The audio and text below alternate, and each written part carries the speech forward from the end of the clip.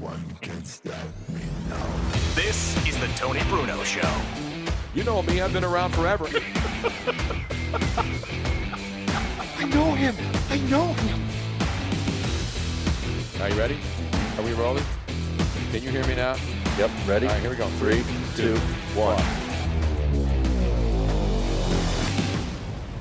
No one can stop me now. Here he is, the godfather of sports radio. Here's Tony Bruno.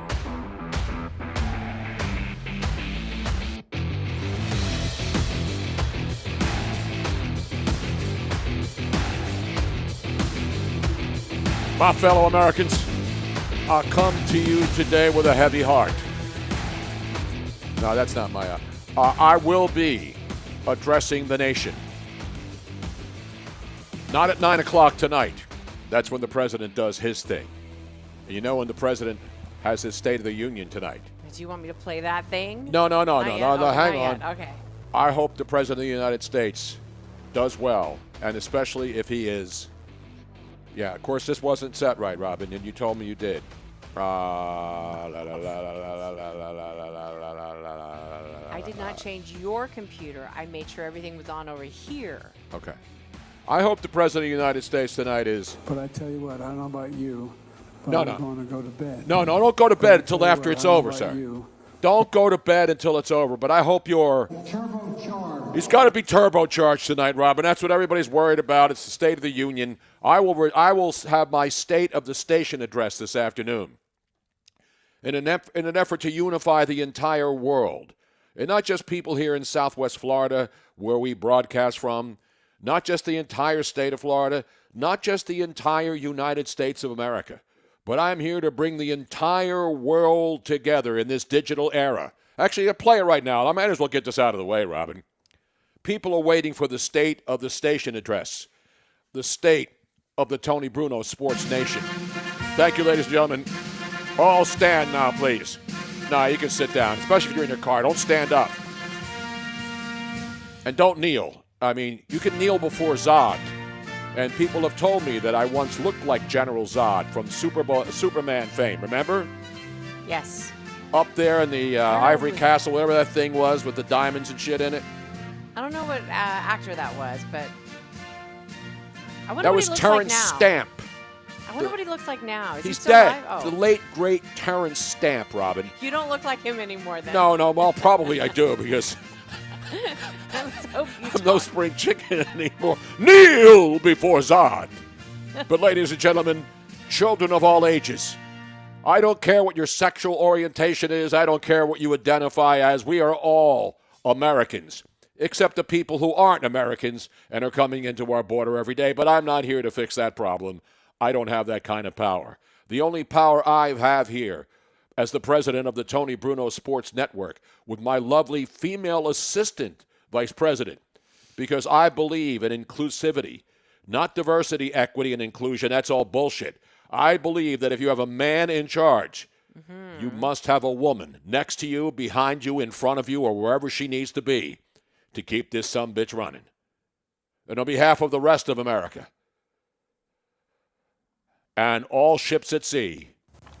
Hi, good night, everybody. No, we're just starting. Anyway, we will. The state of the station's pretty good. You know, we have some little quirks here and there. We have some little technical glitches, but we are working hard for you. And the good news for you, the American public. Can you play it again, Robin? I have a little more before I finish. I need more Hail to the Chief. I can't do this without music under me, Robin. Did you get rid of it already? I did. You know, I'm Hey, you're second in command. If I drop dead on this show right now, Robin, if I have a massive heart attack and fall over from multiple COVID vaccines, what's going to happen? You have to jump in and take control of the show. It's like the pilot and the co-pilot. I know. I'm sorry. We are so screwed if that happens. No, we're not. Okay, here we go. Screwed. Sorry, folks. Miss Robin will not. That should be in the machine at all times. Thank you. This is a different one. Oh, I like this one. Is this the disco remix by Tiesto? I don't know. Take two on the State of the Station edition. This has singing. Oh, we don't want the singing version. I don't think so. Why not? I could I'll play my Mitch Miller. I'll do I could do back. the Mitch Miller for all of you old school people. Thank you. Thank you very much. Ladies and gentlemen, we are gathered here today on this beautiful Thursday afternoon here in Southwest Florida, where the sky has finally cleared. The rains are gone. And I bless the rains down in Africa. But we're not in Africa right now. Even if you're listening on the Tony Bruno Sports Network app, you can hear us all over the world, not just here in the great United States of America. But today, ladies and gentlemen, I am here to tell you that despite some tough times we've all endured, I will not charge you an additional penny for you to continue to listen to the Tony Bruno Sports Network. In this day and age of inflation, shrinkflation, stagflation, any kind of deflation, deflategate, any kind of flation or elation or masturbation or anything you involved in that ends in TION, I promise you today, read my lips, no new fees to watch the Tony Bruno Show on all the video apps or to listen to this broadcast or the rest of the broadcast day, thanks to funding on behalf of PBSN, your favorite PBS station. No, I'm kidding. That's one thing that no politician can ever promise you, that your taxes aren't going to go up, that the cost of your groceries are going to come down. I can promise you this right now. We will not charge you an additional dime to listen to this show. Who else can promise you that, Robin, and deliver that on a promise? Nobody. Has any politician ever promised you something only to stick it up your ass just a few weeks, maybe a couple months later? Absolutely not. Am I going to tell you that you have to pay more to listen to the show in the future? No. Don't. No, we're not. And if somebody says, Tony, you should start charging people more, what should you say? I'm sick of this stuff. Exactly. We're not going to have that happen on this show. And as Michael Stevens says, if you call right now, we'll double the offer. How do you double nothing? Nothing from nothing means nothing. Is it not? What's 2 times 0, Robin? Nothing. Zip. Zero. Nada. You'll get nothing and like it. Well, that's what they tell you when they're trying to take and steal your hard-earned tax dollars. Jim Martha says, hey, can I get the free TBSN tote bag then? That would only require, now the tote bag. You only have to pay shipping and handling. No. Your first tote bag will be absolutely free. If you want a second one, you pay shipping and handling, and then, of course, you'll get a bill 4 months later because I will take your credit card number, and then you won't realize that you ordered the tote bag. And then, of course, once you go look at your bills, you'll see that you're getting charged every month for that same stinking tote bag, Robin. Anyway, having some fun on this Thursday. I mean, what else are we going to do? Do we have any control? It's Thirsty Thursday. Yes, it is. And I'm thirsty right now, Robin. Okay. Have some water. Now I'm going to get rid of the Hail to the Chief. Okay, Robin. But, you should have it always loaded just in case. Yeah. Because you don't just play Hail to the Chief, when the President of the United States. I mean, we're all Chiefs. Not the Kansas City Chiefs. They've won Super Bowls. You are Not the Chief Halftown, Chief Jay Strongbow, or some of the other great Chiefs. Of your own little domain. That's right. Of your own or world. the Charleston Chiefs in the great hockey movie. There's a lot of Chiefs out there, Robin. We have too many Chiefs. We need more squaws. Bring me more squaws.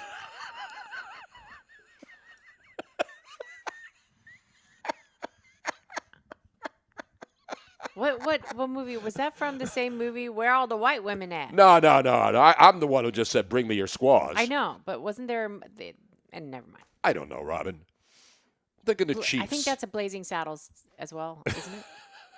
Not the late, great Chief Knockahoma for your Atlanta Braves. You remember when the Braves used to hit home runs back in the day? And I can't believe the Braves are still allowed to use the name Braves. Isn't that cultural appropriation, Robin? Chief Nakahoma had to be removed. I believe a real Native American who celebrated the long ball. Not only do chicks love or dig the long ball, Chief Nakahoma dug the long ball.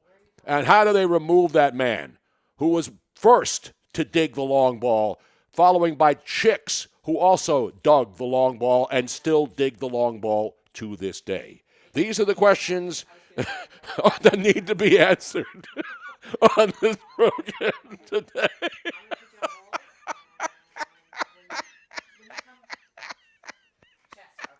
Anyway, I can't read. My first executive order as leader of this network, I'm changing Hail to the Chief to Rick Derringer's Real American, and I approve of this message.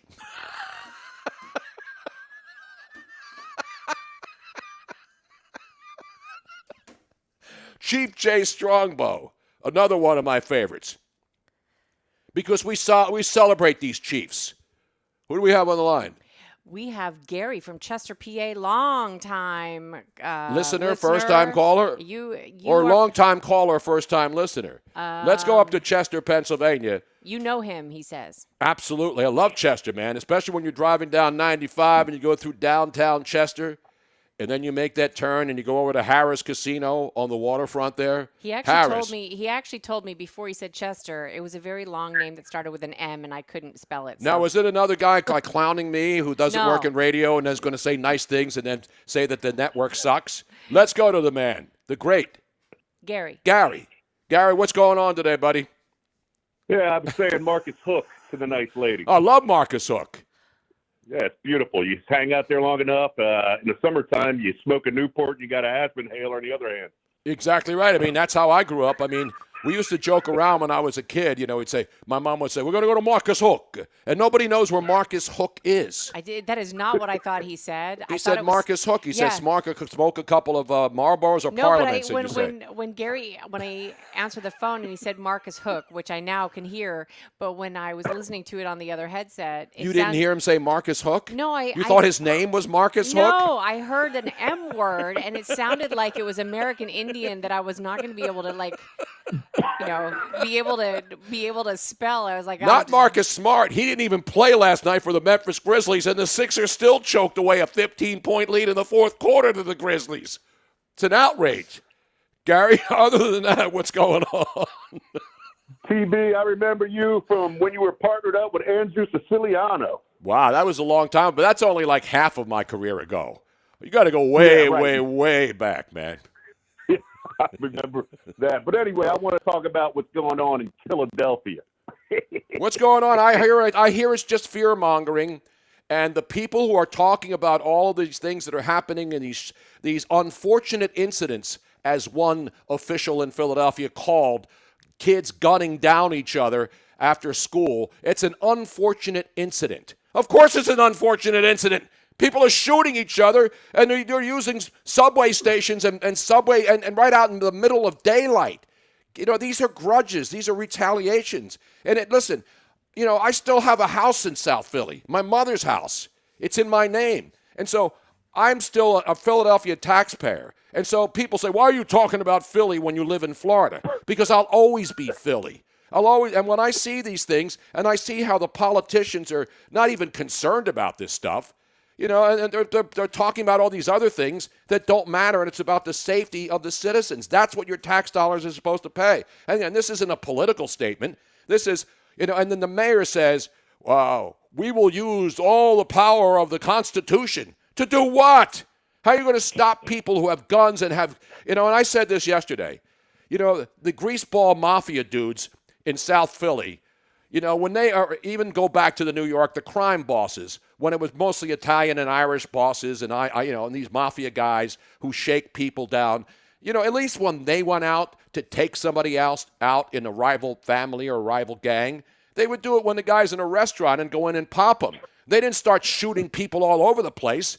I mean, they were scumbags too. And those scumbags would only take one person out.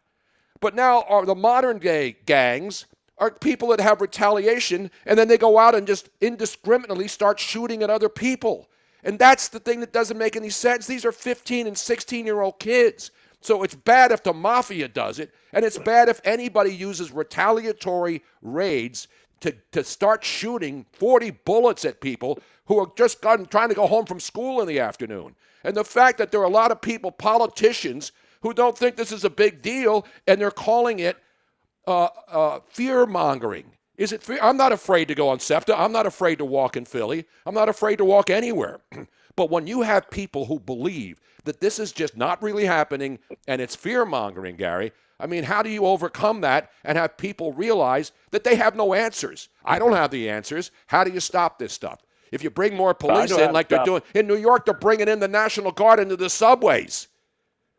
That's what needs to happen immediately. And I hope Sherelle Parker is listening, but this is what you need to bring to Nashville. 10 soldiers and Nixon's coming. You know what I mean? We're coming, Philadelphia. It needs to happen now, brother. That's the only thing I got for this city. Thank you for doing what you do, Mr. Bruno. I'm a big fan. Take care, my man. And thank you, sir. Go Trump. Well, this isn't about politics to me. Philadelphia's been a one-party system since the year I was born in 1952. So it's not about Republicans or Democrats. I mean, a Republican is on. There's Republicans. You have to look for a milk carton to find a Republican in Philadelphia. So this is a city that's been run by one party. It's a fact. It's not my opinion. And the problem is, people are afraid to address what's going on. And I get it. You want to be afraid. But if you don't have the balls as a politician, the mayor, I know the mayor just got in, but, you have a DA who's corrupt. He lets criminals back out on the streets, but he can't be removed. That's the amazing thing to me about Larry Krasner, because if anybody thinks that Larry Krasner, the district attorney of Philadelphia, who only won election in an off year when nobody was paying attention, and he was placed in there by George Soros, who's a communist and a no-good, evil bastard, but nobody can, he actually had the laws changed where he could not be impeached or removed from office. They can't recall him. Could you imagine any city? Insane. They've done it in California, the most liberal city in America, most state. They recalled Chesa Boudin in San Francisco. They recalled their district attorney. So how is it that the district attorney in the city of Philadelphia, who has been proven to be a guy who is soft on crime, goes after police, and then allows violent criminals to go back out on the streets because of this social justice reform? The people who are suffering are the very people that they placate to, and I remember Jim Kenney during the riots in 2020 going to these poor people whose neighborhoods were being burned down and shot. Said, don't worry about it. I'm going to bring in the National Guard and police, and he never brought anybody in. They all pander, glad hand, and then the very people that they supposedly care about the most are the ones who get screwed the most. The minority communities that are just trying to make ends meet, trying to survive, trying to find ways, to bring their families together, trying to fix what's broken around them, they are ignored by the very people that pander to them for votes every single year. That's the biggest outrage to me. Who's dying? Elderly black men who are veterans getting shot in broad daylight, people being beaten to death and stabbed and shot every day, and the politicians ignore this because they don't have the balls to address it. Saying, we're going to brew everything in the Constitution. Remember when Philadelphia Mayor Jim Kenney was doing the dance? We're a sanctuary city, yeah! Because sanctuary cities have absolutely, and this has nothing to do with migration. The sanctuary city laws were enacted, and they're mostly in obvious cities that, that don't want anybody arrested or don't want people who are here illegally to be arrested and reported to ICE. The nationalization. ICE is the. But it's more than that. No, but no, that's how it starts. And then they get money. Yeah, you get federal dollars if you're a sanctuary city. And again, I have nothing against this. This is about immigrants. My mom was an immigrant from Italy. I would have been born in Italy if she hadn't come over a year earlier. So this isn't about immigrants. This is about people who don't want law enforcement. The defund the police, the sanctuary city, and the sanctuary cities led to you can't report a criminal person who's not legally in the country because then they don't want to report those crimes to ICE, so that person could be deported. That's what sanctuary cities were. And then when you have a DA that doesn't prosecute and allows people to keep getting out of jail because they can't put people in jail anymore, they can't stop people if there's a crime being committed, that's the problem going on. And you don't even have to be politically motivated in any way. It's common sense. And it angers me because I still have family and friends. Philadelphia is still my home.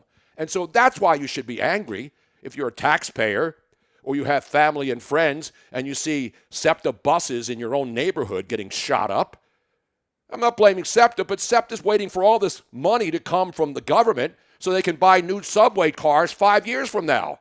How about now? How about taking care of the problem now? People and politicians are the worst at this. All politicians.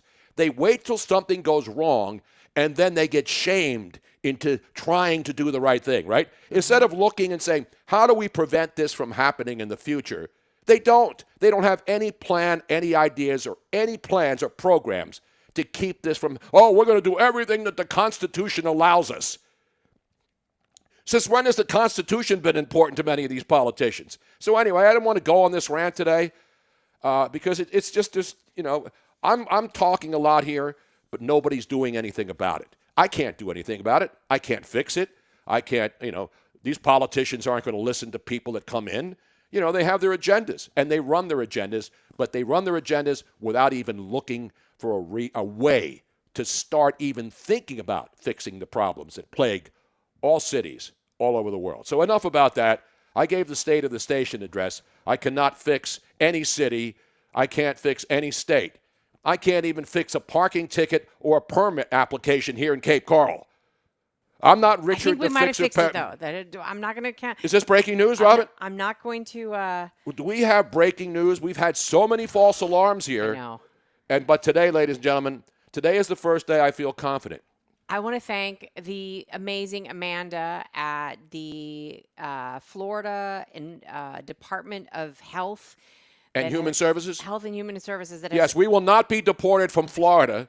We will not be taken out. We will not be put in quarantine. Did you know that, if the same department that handles permits for tattoo artists, massage parlors, and something else also handles the permitting for septic tanks for... Exactly. I'm so, really yes. happy. So, if you're sick and you've got some virus, the Department of Health and Human Services in any state or the national one will take care of you. But if you need the shitter, which is full, then you call the same people. You follow me now? And I do believe we just paid for the septic permit, which means as soon as we get the official receipt from them, which should be by tomorrow, we will be able to go down to the city of Cape Coral, hand them that, and get our paperwork to break ground. And then we're going to go, everybody must eat then. Then we'll put a barbecue out on the lot. And I want to be there live. I want to be there live and bring our show to the lot, our lot that we've owned for 3 years when we break ground. And I want to get a bunch of friends to break you know how they get the shovels and everybody stands there with the shovel? Yes. No, we don't. Not golden shovel. We don't need the golden shovel? No, we don't need golden showers, golden shovels, the gold coins, bullion, any kind of gold. Unless, unless the Congress people who have the gold bars stuck in their shirts and stuff, if they want to come down and contribute. But anyway... So it's close. And I know Robin's much more optimistic than I am. I'm not a naysayer. But, when you wait year after year after year, and you go through all the channels. This is the thing. You do everything right. Whatever they ask you for, you need this and you need that. You got the engineering. You get the blueprints. Everything's on the up and up. It's not like I'm trying to be some dirtbag contractor who's going to put, crappy windows instead of hurricane windows. I mean, we had an architect, we had an engineering firm, we got all the paperwork, all the I's dotted, the T's crossed, and now here we are, still waiting for one last thing, Robin, before we can break ground. But Kevin Stone, can I cut the ribbon? Oh man, we are going to be doing such happy dances. We may have to do our show from the lot every day, just so that I can be there to I could be Robin. I could micromanage every single day. Yes. And if I see one guy sitting down and smoking a cigarette on his phone when he should be digging the dirt and getting this damn Bruno Palazzo built, there will be hell to pay. Paradiso Il Bruno. Paradiso Il Paradiso Bruno. Antonio Giuseppe Bruno.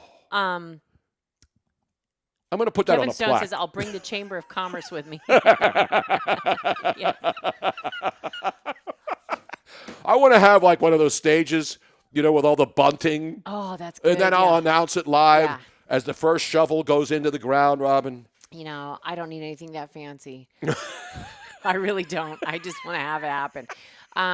Speaking of having it happen, we are so blessed with all of our amazing fans that are finding us every single day. The numbers are going up as we speak, and to help us do that even more, no matter what platform you are watching it on, whether it is YouTube, Facebook, X, Rumble, Twitch, if you could please share. Share.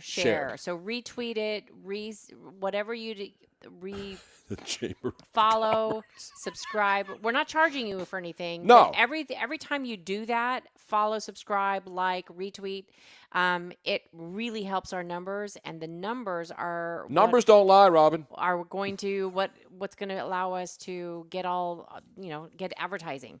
So to be able to continue doing this, we need those advertising dollars. So please help us. It is up to you, our loyal fans, to help us get those numbers up. Exactly. Coming up today on the show, we got the great T-Mac, Tim McManus, ESPN's NFL guy, primarily covering the Eagles. You knew him when? Well, he was one of our producers, and again, anybody that's ever worked with me or Harry Mays, as starting out as a producer, starting out as a board op, to see these young people advance. And again, I have nothing to do with their success.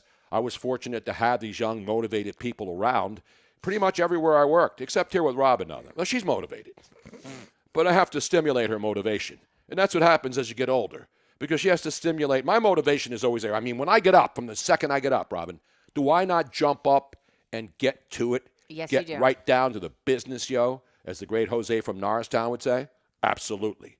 But anyway, we always look for positive things. I don't come in here looking for negative things every day, because if you just look for negative things, you're going to find them. You got to look for positive stuff. And nothing motivates me more than good things. Bad things, you know what they do? They piss me off. I mean, it was Harry Mays who once said it about negative things. What happens when things go negative, Robin? What happens? You know what happens. You get, this thing's on a delay. I am pissed off. You get pissed off. And when you get pissed off, somebody will usually tell you to Get out! Get out! Joining us today, Tim McManus is going to come up, right? When's he coming up? He's coming up next, actually, right? Yes, he is. Tim McManus will talk about the latest NFL. Now the free agents are starting to get signed. Guys are out looking for jobs. Cuts are happening. NFL teams trying to get their rosters in shape, because next week, the league year starts next Wednesday. And so we'll get the very latest, the whole situation with the Eagles running backs. Are they going to keep Swift there? Are they going to look at a free agent? T-Mac will join us. And also from the New York Star, from the Star Ledger, the sports columnist from the Star Ledger and NJ.com, Steve Politi, with the last stage of this big controversy in high school basketball the night, that crazy game between Camden and Manasquan. What happened? Steve Politi will join us from New Jersey with the very latest on that outrage that happened a couple of nights ago. So stick around. We're just getting started. It's a Thursday. It's Tony Bruno and Miss Robin, the Tony Bruno Sports Network.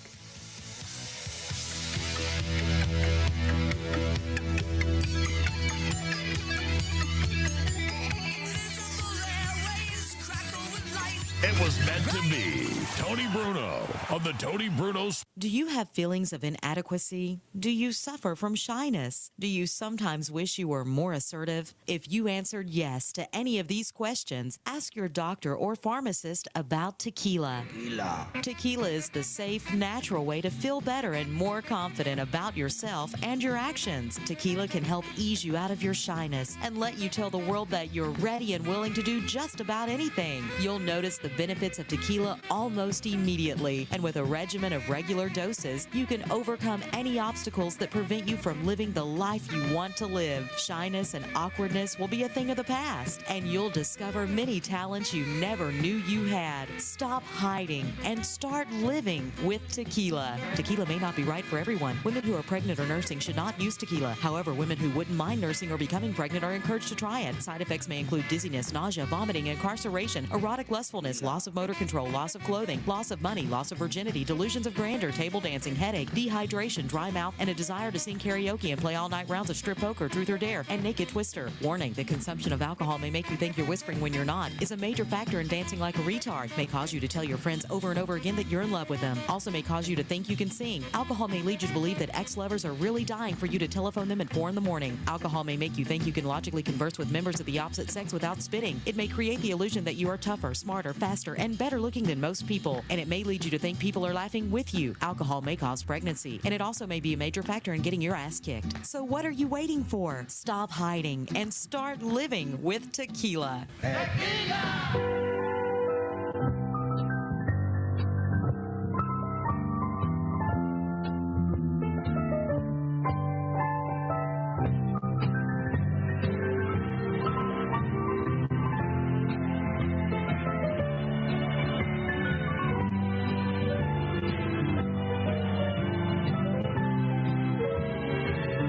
If you've got the time, we've got the beer, Miller beer. Miller tastes too good to hurry through, but when it's time to relax, Miller stands clear, beer after beer. If you've got the time, you've got the time, we've got the beer. Now back to the biggest sports network on the planet, the Tony Bruno Sports Network.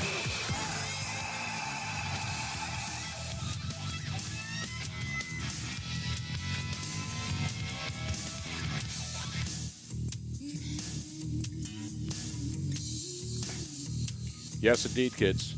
Thirsty Thursday. I'm really thirsty today. Came at the right time. Do you need a beer? No, it's too early for a beer. But you know what I do need? I need some football. When I think about football, I think about people who cover the game, who know the game, who are there in the trenches, not blocking, not tackling, but out there getting the information that we need so that we can disseminate it and pass it along to you, the great listeners of the Tony Bruno Sports Network. And while he's not down here in Southwest Florida, he's up there everywhere. He was in Indianapolis. Now he's, I believe, back home, giving you the latest from the Philadelphia Eagles, as they're a team also that's undergoing a lot of changes with the coaching staff. And what are they going to do at running back? Let's bring in the man himself. We used to call him T-Max, but he is now Mr. Tim McManus. Not related to the McManus family who ran CBS Sports, I don't believe, but maybe he was because I never asked him. Let's bring him in, the great T-Mac, Tim McManus. What's up, bro? What's up, Tony? I wish I was related to the CBS people. That's Sean McManus, right? So no relation That's at all, right? I don't think so. Yeah, not that I'm aware of anyway.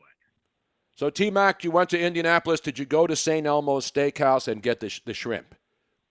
You know what? I actually did not go to the Combine this year. So the way that usually works with ESPN is we get sent to one off-season event every year, and normally I go to the owners' meetings, number one, because it's like always at a beautiful resort location and sunny and warm and nice, and also because that's the only time Jeffrey Lurie speaks to the media typically during a year. So I will be going to Orlando, so down to Florida, coming the end of March to check in on that action. Beautiful. Well, we're we're down here in Southwest Florida.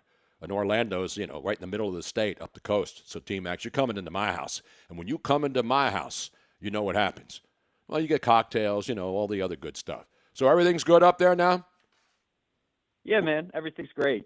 Everything is good. Just always something entertaining to be following with the sport, but it eases up a little bit coming off of the season. So get your weekends back a little bit, ease into a little bit of a flow before free agency kicks off, which is right around the corner now. Yeah, next Wednesday, right? The new year starts. And, we know the Ides of March is on Friday, the 15th, but the league year and the free agent system starts on next Monday, the 11th.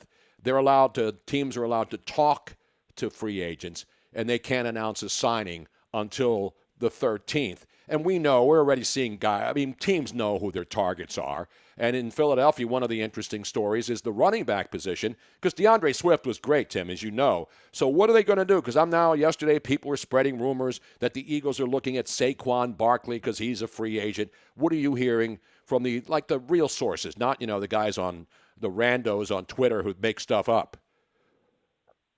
Yes, I feel like the Eagles are in a decent position. They obviously are in need of a running back. They only have Kenny Gainwell, who's on the roster that they know is going to be a contributor. DeAndre Swift is a free agent. You're right, Tony. He did really well in the role that he played last year. He was fifth in rushing yards in the NFL. It was by far a career high for him. And you can even argue that he was underutilized. And there's a number of guys out there right now. Beyond DeAndre Swift, you have Derrick Henry, and you have Saquon Barkley. You got Tony Pollard. You got Jacobs. Austin Eckler. And as we know, the running back market has been really depressed of late. And I think that in this particular year, you can get even more of a discount potentially because you have so many quality, big-named running backs that are out there and available. None of them got franchise tagged. And so I feel like the Eagles are in a position where they can kind of let the market come to them a little bit. Would they have interest in Saquon Barkley? I mean, he's an excellent player, obviously, but at what number would they be able to get him? And at least some of the initial reports were suggesting he'd be in like the $10 to $12 million range. That's hard for me to envision, knowing how the Eagles tend to operate, the positions that they value versus the ones that they don't value as much. Running back is usually kind of down the list there. Given that he is a special talent, would they make an exception? Maybe, but there's so many different spots on this roster that need to be addressed.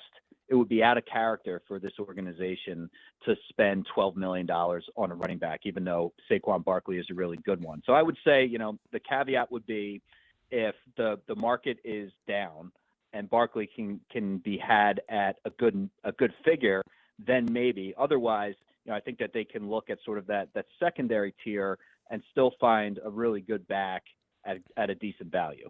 ESPN's Tim McManus covering the Eagles and, coming down to Florida in a couple. You should be down here now, Tim. I mean, the weather's absolutely beautiful. You got baseball. We're going to the Phillies, Toronto Blue Jays game on Saturday, taking the family truckster up the coast to Clearwater to watch some baseball. Now, I know you're a great fan, and I know you cover the NFL, but are you itching a little bit for some baseball now? Not just a little itching, man. Like I get so jealous when I see people down there in the stands in Clearwater. I've only been down there once, and it was for work, and but got to spend like a few days at the stadium and hanging out at Frenchie's, the Tiki Bar, and just being in that environment. Like, does it get any better than that, Tony? Well, only if it's the shore, and then Jason Kelsey's down in Summers Point or down in one of those other shore towns where he'll be all summer, drinking beers with everybody, because that's how great of a guy is. And the accolades are still coming in, and you were there. Everybody saw the Jason Kelsey. And then I mentioned, he went to the Flyers game on Monday night, and then he went into Cleveland on Tuesday night. Because did you see what the Cavaliers organization did with the Kelsey brothers? Because they grew up there, and you would think that the Kelsey brothers were like icons in Cleveland. And listen, I know they're from the area, but they gave Jason Kelsey a luchador mask. They gave him bobbleheads. They gave him uniforms. They gave him plaques. I mean, they pretty much gave him the key to the city. That was an unbelievable night. I don't know if you saw any of that, but that was really fun to watch. Yes, I mean it's really cool to see the ascension of these guys, and Kelsey in particular, like 6th-round pick. That was the dream team year where all the focus was on the big splash in free agency that the Eagles made and, famously fizzled out. Meanwhile, nobody even paid attention to the center that they got, who ended up starting that first year and ends up just becoming an all-timer. And not only that, but then like he gets this elevated fame from playing in the Super Bowl with his brother, and then his brother starts dating one of the most popular people on the entire planet. And then I was just watching that New Heights podcast, and they had footage when Travis Kelce was in Australia for Taylor Swift's concert, and they went to the zoo like on one of the off days, and they had helicopters that were like swarming over top of them, taking these like shots from 50,000 feet of Taylor and Travis Kelce. It's just like unbelievable to see how famous these guys got.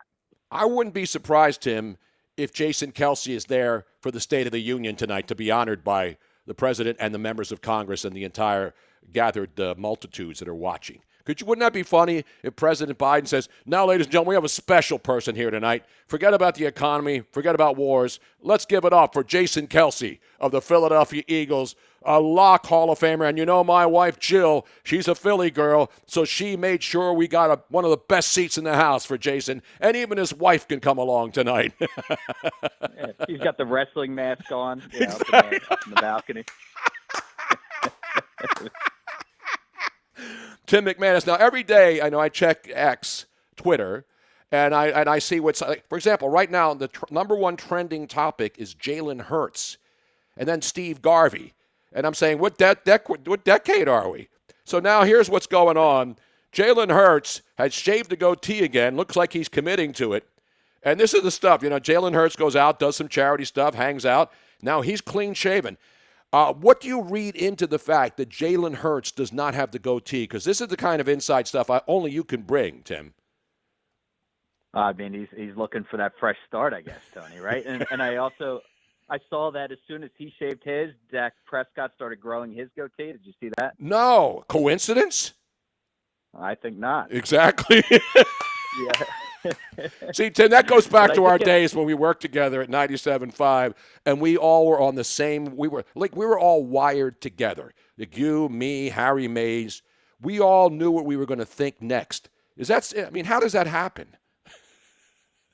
I don't know, but we had such a great time. Like I always look back at the time that I got to produce for you and Harry as like the funnest that I've ever had in this profession. Like every single day going in there, like I was just rolling on the floor like during those 2 hours, and there's something about it, man.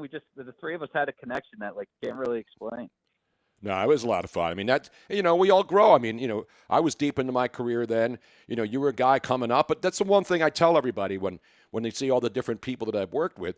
The thing that I love about working with people like you and everybody else I've worked with is to see the growth, to see people motivated to want to move up the food chain. Because, a lot of people now, they get into the radio, and I'm sure they ask you, hey, Tim, how do I be like you?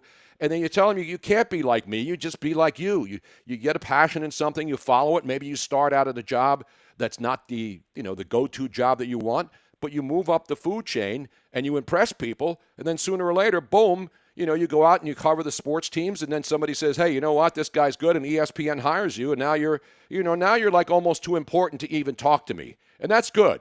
When you get to that position where you could blow me off, then you've made it. Well, you've already made it without me or anything else. Please.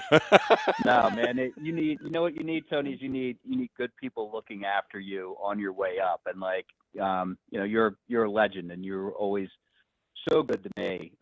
So to be able to sort of share space with you and look up to you and how you conducted yourself is a big part of my journey. So you always got a special place in my heart, my friend. Well, thank you, Tim. Now we're going to have to go down to Summers Point and do like $4 beers. Do they still have those? Remember when you used to go to Summers Point and all those Jersey Shore, and on a Saturday afternoon you can go into a bar and they had like these little water glasses. I mean, they couldn't have been more than like 6 ounces, and you'd get 4 of them for $1. And you didn't even care what kind of beer they were putting in it. You were like 4 beers for $1. Is that still going on down at the Shore? Probably not, I would think, right? I would think it's probably, inflation hits even the cheap beer market there. But I went to school at University of Rhode Island, and they had at this one place right on the beach, they would have quarter beer nights. Which is always just a terrible idea for yes. college kids going in there buying beers for playing quarters. The game quarters where you exactly. The drink. Everybody would just be playing that and getting blasted. It wasn't good. or it was good. Yeah, those were the good old days. It depends on like 5 years ago. Those were the good old days. Everything's the good old days when you've already lived through it, and then you bitch about what's going on today. But the kids growing up today will go back one time and say, hey, I remember in 2024, those were the good old days. I hope people can say that in the future because that's the kind of positive guy I am. But now I see Swift is trending, and this is probably because of your – no, that's Taylor Swift. I thought it was – Not DeAndre? I thought it was I see Swift. What's the first thing you think of? You don't see it like, here's, for example, let me give you the top sports trends right now. Not just sports, top trends. Jalen Hurts, 1. Politics, Steve Garvey, number 2. Sports trending, Bryce Harper. Sports trending, Swift. So what do you think if it's Jalen Hurts, Steve Garvey, Bryce Harper, and Swift in trending sports, that it would be DeAndre Swift, not Taylor Swift, right? You would think so. Although Taylor Swift absolutely is taken over in some ways the sports world itself. Like, I have 2 daughters, and they were tuning in more than they ever would for those playoff games just to see Taylor in attendance. Like, no, she's in the middle of it now, Tote. Yeah, but I mean, I have no problem with Taylor Swift. I mean, obviously she's the biggest thing on earth. But when I see Swift trending, and I know that you, Tim McManus, wrote a column about it on ESPN.com, I'm thinking, oh, my boy Tim, he's made the trending topics today. And it's not. That's an outrage, It is Tim. an outrage. It is an outrage. I think you should stand up and call Twitter and call Elon Musk personally. Tell him I told you to call and say, you can't just put Swift up there. There's all kinds of Swifts. You got Swift Premium Bacon, right? You got Taylor Swift. What other Swifts are there? obviously the one you were originally mentioning. Yeah, DeAndre Swift. But there's probably Swifts that I'm forgetting.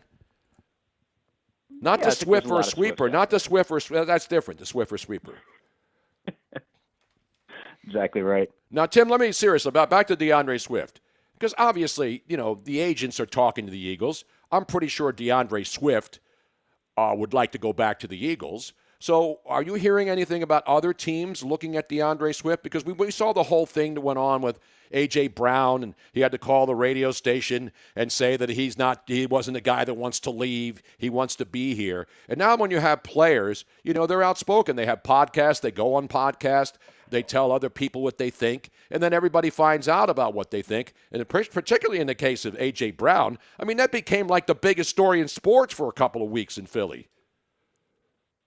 Yeah, but I would say Swift is not really like that in terms of being real outspoken. But right. we did get to speak with him when we got closer, right at the end of the season as they're cleaning out their lockers after they had lost to the Bucs in the playoff game. And, he was saying, that he's a Philadelphia guy. Like, he thanked the organization for allowing him to have the opportunity to be, working in front of his fan base with, right by his friends and family and all that sort of stuff. But he stopped short of saying that, he definitely was going to be returning here, saying if we get that opportunity, we'll see how it plays out. And as we know, the Eagles haven't been quick to pay big money to the running back position. You just look at what happened with Miles Sanders last year, where he's coming off of the 1,200-yard campaign, first Pro Bowl, and they let him go out and test the market. And so I think Swift knows the deal. And because there's so many other big names out there, I don't know that anybody's anticipating like a single place that they're landing at this point. It's like, where does sort of the first domino fall, which you would think would be either Jacobs or Saquon Barkley, and then figure it out from there. But I think, Swift is a possibility back here in Philly. It's just a matter of how it all plays out. Well, one of the things that I noticed that the Eagles did during their collapse, and everybody noticed it, is that whenever there was a guy on another team who had some sort of Philadelphia ties, and Kevin and Byard was one of those examples. Eagles secondary was banged up. They didn't have any healthy safeties or guys who can go back. And so they make the deal and they bring, Kevin Byard in and paid him a lot of money. And then he was one of the first guys they let go in this purge because they have to try to get the cap numbers all straightened out. Kevin Byard, we all have to admit, as nice of a guy as he was and the fact that he grew up in Philly, he was not really a good fit, and he really didn't produce much for this team. Also, it was a tough circumstance, I think, too, because you're coming in towards the end of the year.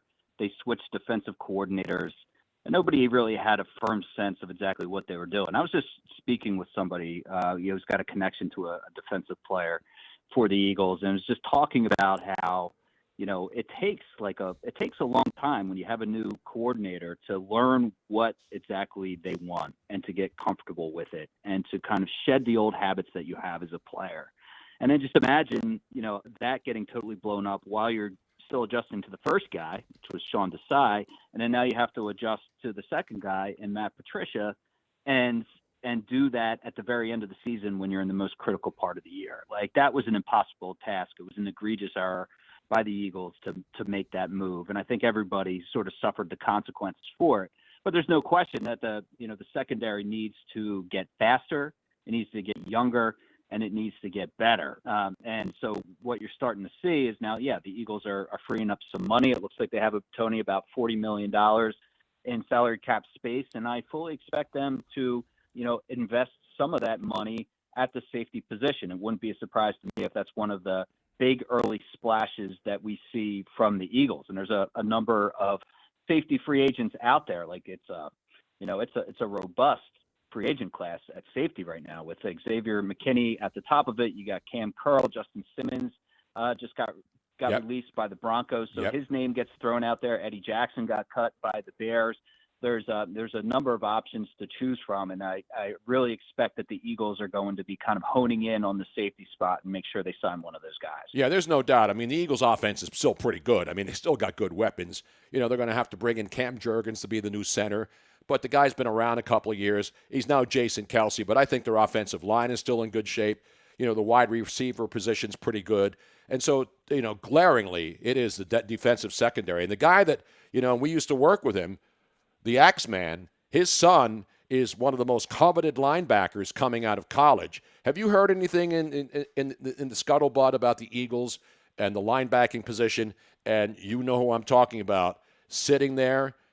Are the Eagles interested in his son? Well, I mean, I think if the round is right, then there could be a union there. But as we know, with the draft being so fluid and with other priorities that the Eagles have, there's certainly no slam dunk there.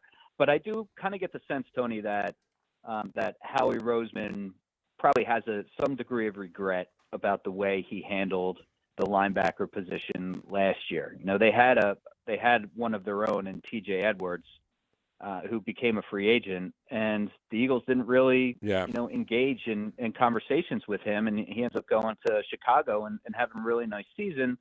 They get left with having to sort of scramble and fill in with, they never invest in that position, and it got to an extreme last year.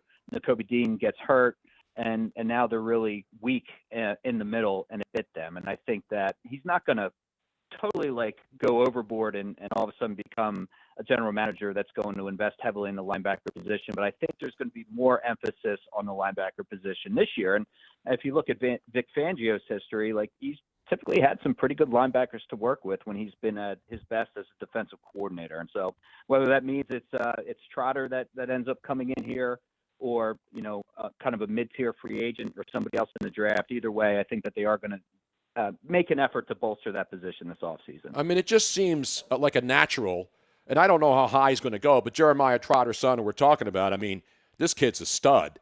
And the one thing about the Eagles, they don't really draft guys from Philly like a lot of other teams do. They only take the guys after they go somewhere else, and then a couple of years they bring them in, when they're available. But to me, that's a natural. How would you not, if you could, draft Jeremiah Trotter's son, who's a stud?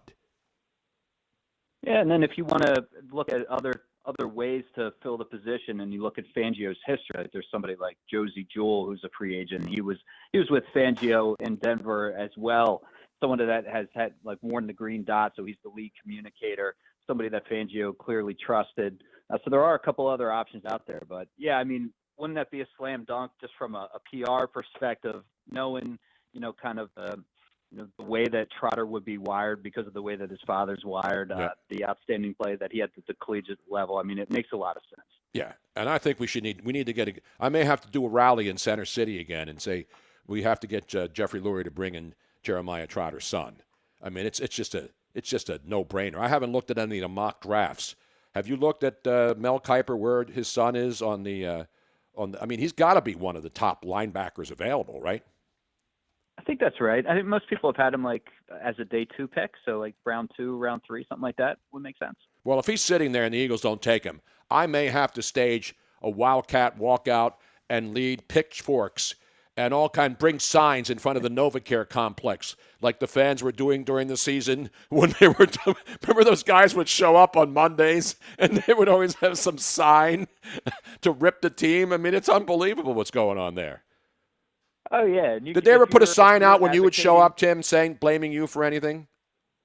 You know what? Not for me personally. When I was coming out of that Jason Kelsey retirement press conference the other day, did you see this, Tony? There was fans that brought a keg of beer. Yes. Right at the entrance there. I was thinking about stopping by. Yeah, you should have said, hey, listen, I'm Tim McManus of ESPN. I know Kelsey. I know that beer is cold right now. Well, why don't you guys let me hold that? I'll make sure I get it to him as soon as I see him again. They had a keg. They had the red Solo cups. They brought it there, hoping that he would come out and get it as a lovely parting gift from, I guess it was a local beer distributor, right? Yeah, what a brand Kelsey has established, where people just come and bring you kegs of beer, and the off chance that you're going to stop, you know? Yeah, that's one thing. One thing, if you were on his Santa's wish list, you know Jason Kelsey's not going to refuse any beer, right? If you give him beer, he will drink it. If the beer is, I think somebody said that, if you bring it, they will come. If you bring the beer, he will be there. Yeah, and that's the way that Sirianni tried to lure him back the last 2 years when he was contemplating retirement. He would send kegs of beers to Kelsey's house. And the other thing is, our good buddy Joe Quill says, if Trotter comes here, it'd be another St. Joe's Prep alum playing here. And I know you're big in the prep community there in the Philadelphia area, T-Max. I'm a LaSalle grad, so I would disagree with that statement.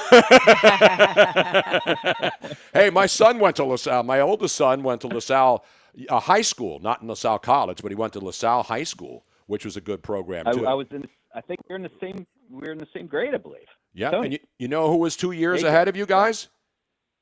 Who's that? The head coach of your Buffalo Bills.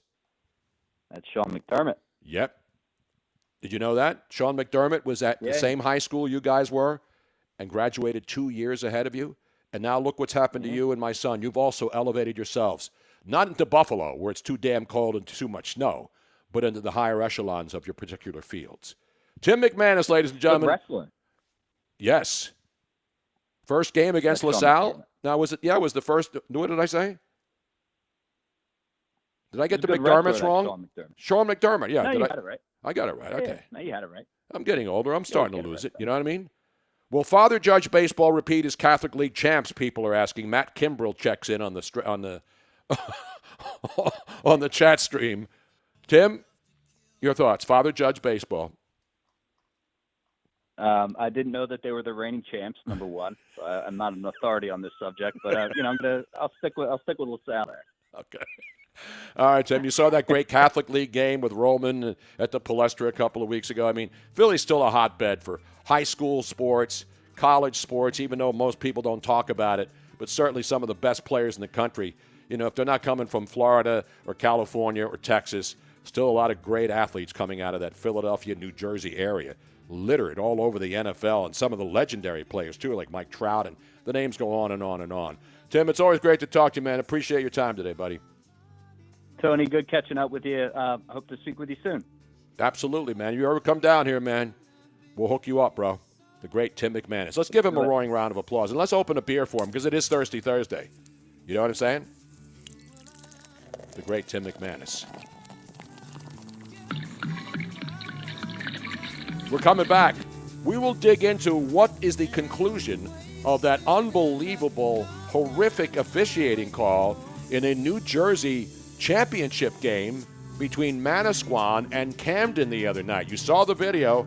Now the writer who was there and has been covering this closer than anyone, Steve Politi, will join us next hour to give us the breakdown and what's going to happen next, or is it all over? Stick ahead. Coming up ahead. You stick around. See, I'm just juxtaposing sentences now. I need a beer. It was meant to be. on the Tony Bruno Sports Network. Ladies and gentlemen, you've been waiting, and now it's here. TBSN, the Tony Bruno Sports Network. Make some noise! The Tony Bruno Sports Network. Download the app. Tell your friends the game is on. TBSN.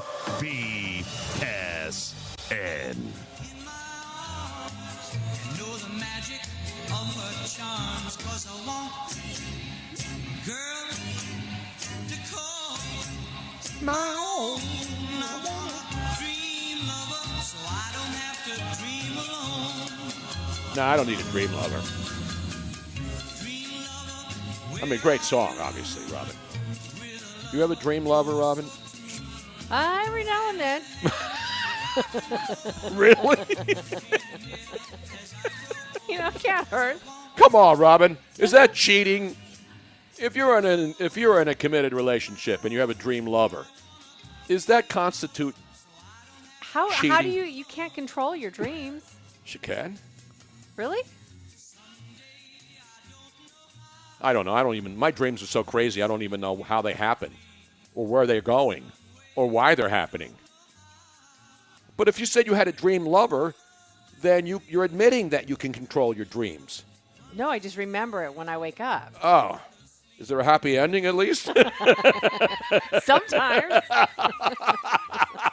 Wait, ghosts can bring you to the promised land?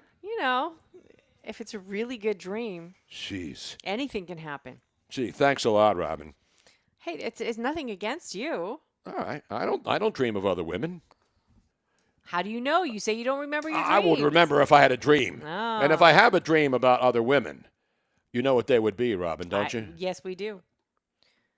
Oh, and who says that I don't dream about that too? Well, two chicks at the same time. Exactly right. And I don't even need $1 million to dream about that. You know what I'm saying? We'll talk about the high school controversy in New Jersey later on this hour with Steve Politi. Not from Scritti Politti. Remember the group? Was it Scritti Politti? They had one of those great 80s, like, ridiculous. Yes. Scritti Politti. Oh, look at you. Scritti Politti. They had a monster hit song. What was it called, Robin? Okay, hold on a second. I'm trying to find it. I don't think Steve Politti was part of Scritti Politti. No, I don't think so. Scritti. Scritti Politti. I had some of that. They had a bunch of them, but I don't know which one's the most popular. popular. I'm talking about Scritti Politti. Perfect Way, Would Be's, Absolute, Word Girl, Cupid and Psyche. Boom, there she was. Boom! What was their biggest song? I'm looking, not Milli Vanilli and not Gino Vanelli. Scritti Politti. They had one monster maybe hit. This is it. Let's see. Perfect Way. Let me hear just a taste for just a second, Robin. Yeah, I think this is it. Yeah. Remember this song?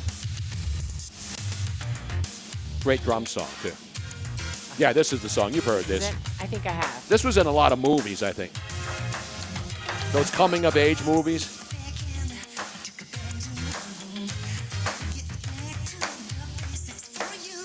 What a great song. Chris Carr says Perfect Way, right? That's the song, right? Yep. Crank it up, Robin. Listen how good this song was.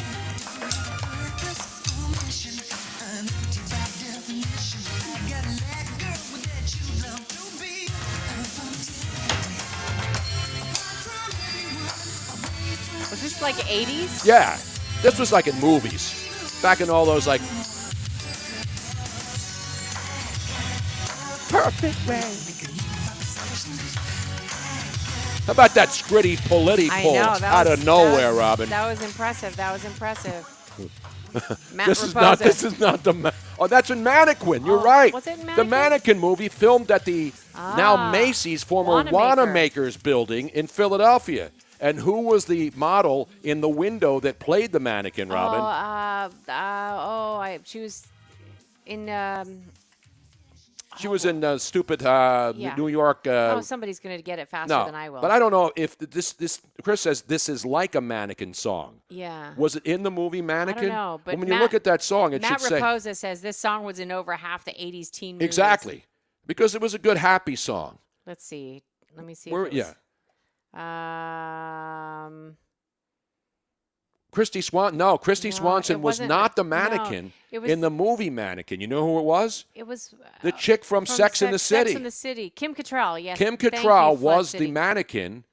And you know who the dude was?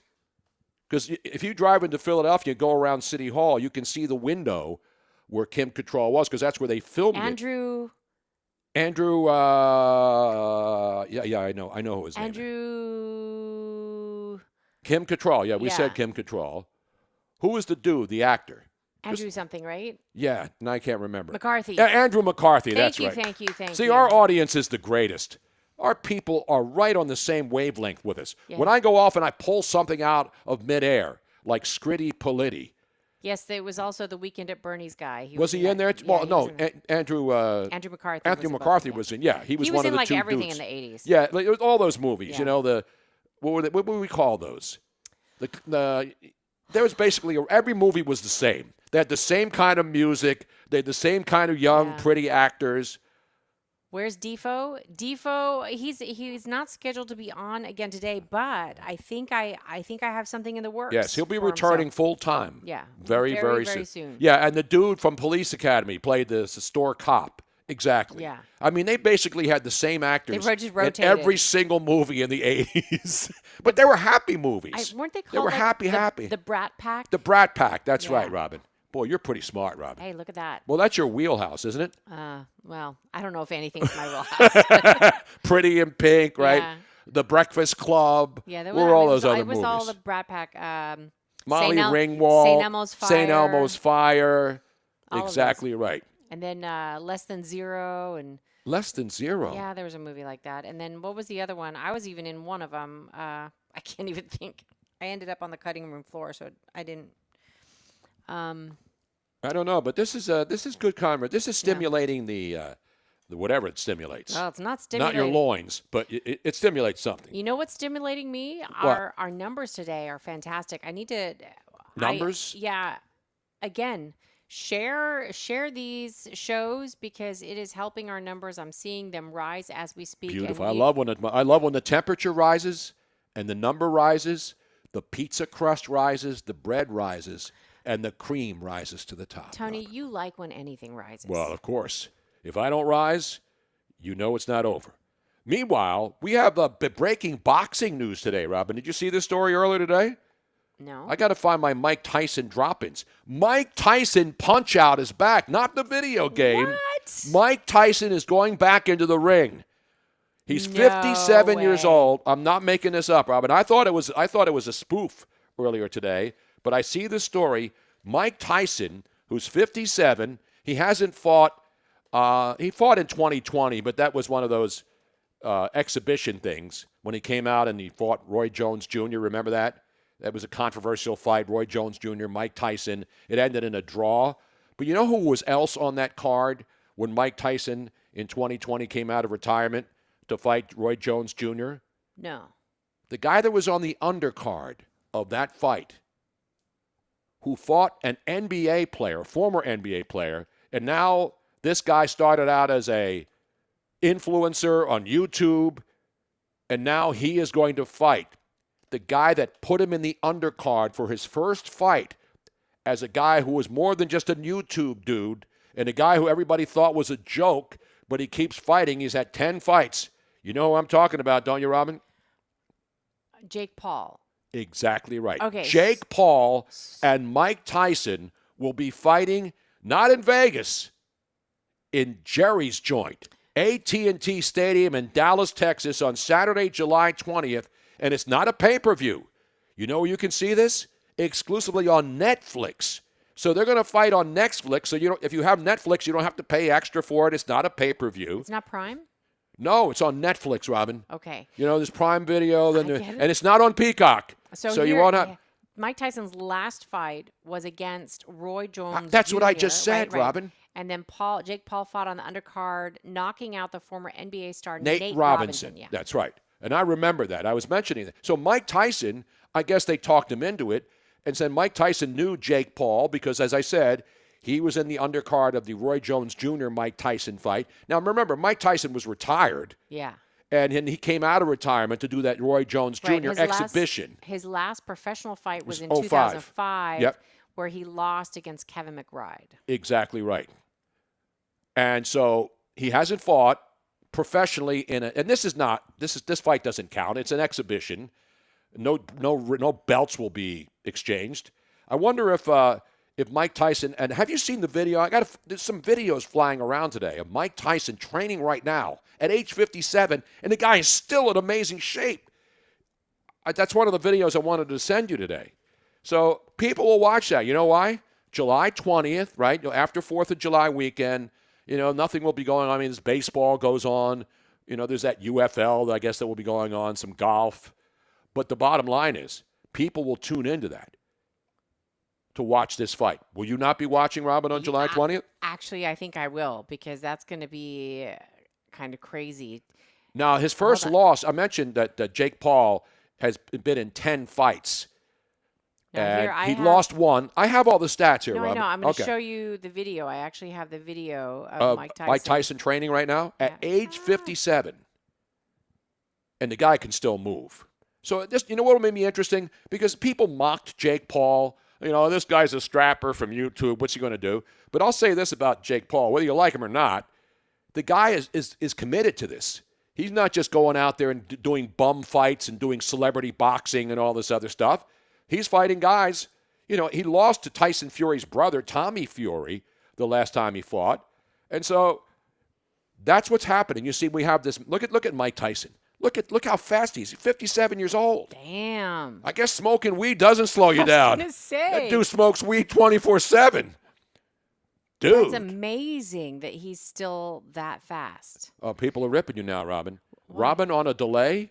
In other words, you're saying the things that I already said because you're trying to give me information that I spent all morning working on. So please relax, Robin. I've got this covered. If I need you to tell me about boxing or any other sport thing, I'll ask. I had all those stats. You follow me? Iron Mike. I wonder if he'll bite his ear off. I want to see Mike. Remember Mike Tyson had the great, I got to find that sound clip. I want to eat his children. Remember that when he went off and he was praise be to Allah. I want to eat his children. Look at Mike Tyson. Look at that. Who the hell would get into the ring with him, even at age 57? Not me. He can kick your ass.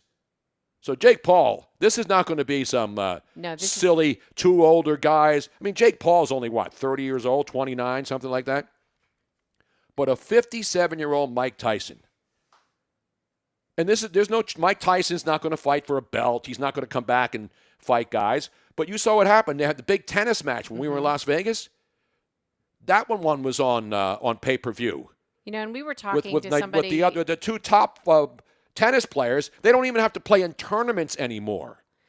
We were talking to somebody from the NFL. I'm trying to remember who it was. But they were saying that when you get older, you don't really lose your power if you keep up your strength. Like, you're not losing your strength. You oftentimes lose speed. And clearly, Mike Tyson is not losing speed. I mean, he does not look like he's lost it. Now, let's see if he, endurance-wise, that'll be interesting. No, I mean, he's still, you can't get into a gym and throw punches like that. No. I guarantee you he still has the copper. You have to have stamina, not just physical stamina. You have to be able to breathe. You have to be able to, 3 rounds of trying to box, 3-minute rounds sound like, it's only 3 minutes. Try to go in there and go full tilt for 3 minutes. You can't do it. You know what I'm saying? I'm going to watch that.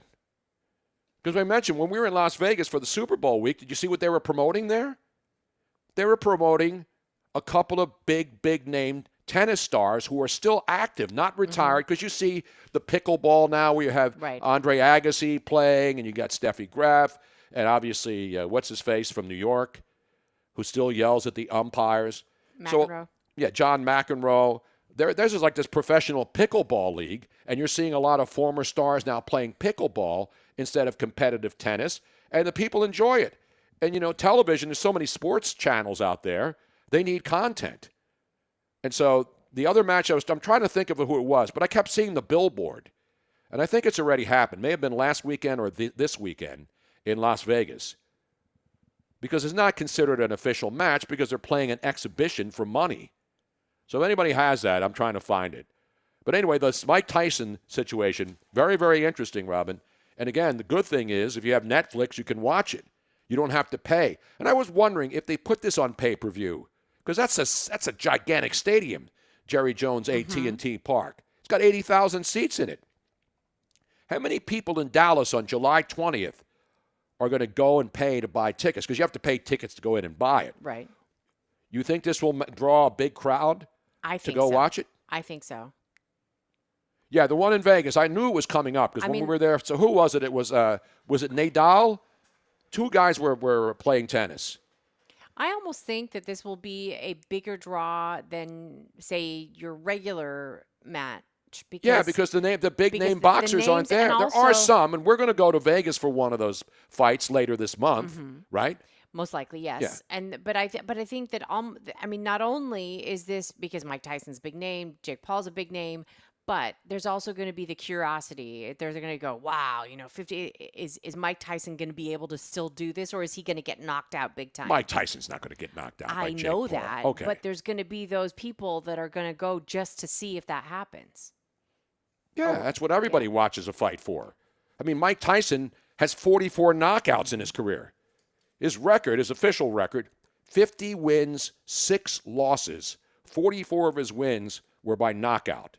And you saw Mike Tyson. I mean, he's not like when George Foreman came back. George was always he wasn't exactly sculpted. Right. He was sculpted in early in his career. Mm-hmm. But remember when George Foreman came back at like age 50 and he was still fighting? Yeah. And he wasn't caught or anything else. It was that's right, Carlo Alcaraz versus Rafael Nadal, and they were there in the same hotel in the Mandalay Bay. They have an arena in there, and that's where they have they have a lacrosse team in there. There's so many events in Las Vegas. But yeah, thank you very much, Joe Quills. It was Carlos Alcaraz and Rafael Nadal. And who won? Yeah, and Alcaraz is a top 5 player. Listen, Nadal's not exactly an old man. So, I mean, these guys, you would think that guys who are still playing on the professional tour or playing in the majors and all these other things wouldn't be doing exhibition matches. But you know why they did it? Because somebody paid them a lot of money to do it. And so instead of sitting around and going to Indian Wells, where they're playing tennis this week, they went to Vegas and made some cash. So that's the world we live in, Robin. People want to put the top players in each situation together because people will pay to watch it. You know what I'm saying, Robin? Like this show. I'm sure people would pay upwards of $10, $20, $30, $40, maybe $50 an episode to watch this kind of entertainment, Robin. Sometimes people get knocked down. Sometimes they get up. They get up again. Exactly. By the way, here it is. What is it? This is the final piece of paper. Ladies and gentlemen, we have breaking news, and normally we don't do this kind of breaking news on the show. But we have now the official confirmation sensation situation. All we need to do is go down to the city of Cape Coral. Can I go right now and take it before they close at 5 o'clock? Hand them that, and Ladies we will and gentlemen, get our permits. I'm telling you, this is like having another child. Okay, don't show all the... No, I'm not going to give all the details. Ladies and gentlemen, our septic situation is finally out of the shitter. We have the final permit. Not the final. Can you play a little final countdown for me, Robin? You know who did that song, right? It's the final countdown. It's been how many years in the making, Robin? Almost 4 now, I think. 4 years in the making. Ugh. Exactly. Waiting. And people keep saying, when is this house going to be built, Tony? When? And Rob, it's coming. Next month. We'll break ground next month. 2 years later, we're getting closer, ladies and gentlemen. We did. Matt Raposa, we finally got the golden ticket. Well, the golden ticket is at Cape Coral. Those are going to be the final permit printed okay paperwork that we can then put in that nice little. We can actually go down to Home Depot and buy a one of those boxes, the permit boxes you put in and has a glass, and then you put the permits in there in case it rains. and then the inspectors come over, and you say, look, there's the permits, Yes, yo. there's the permit. There's the permits, yo. Oh, man.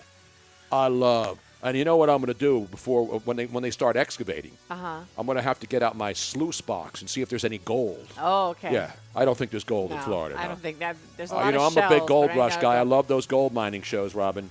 We could find some nuggets. We could become billionaires. Look at them nuggets in there. You know what I'm saying?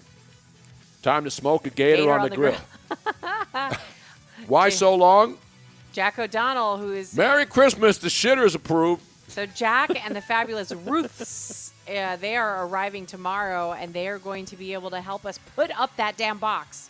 What's in the box?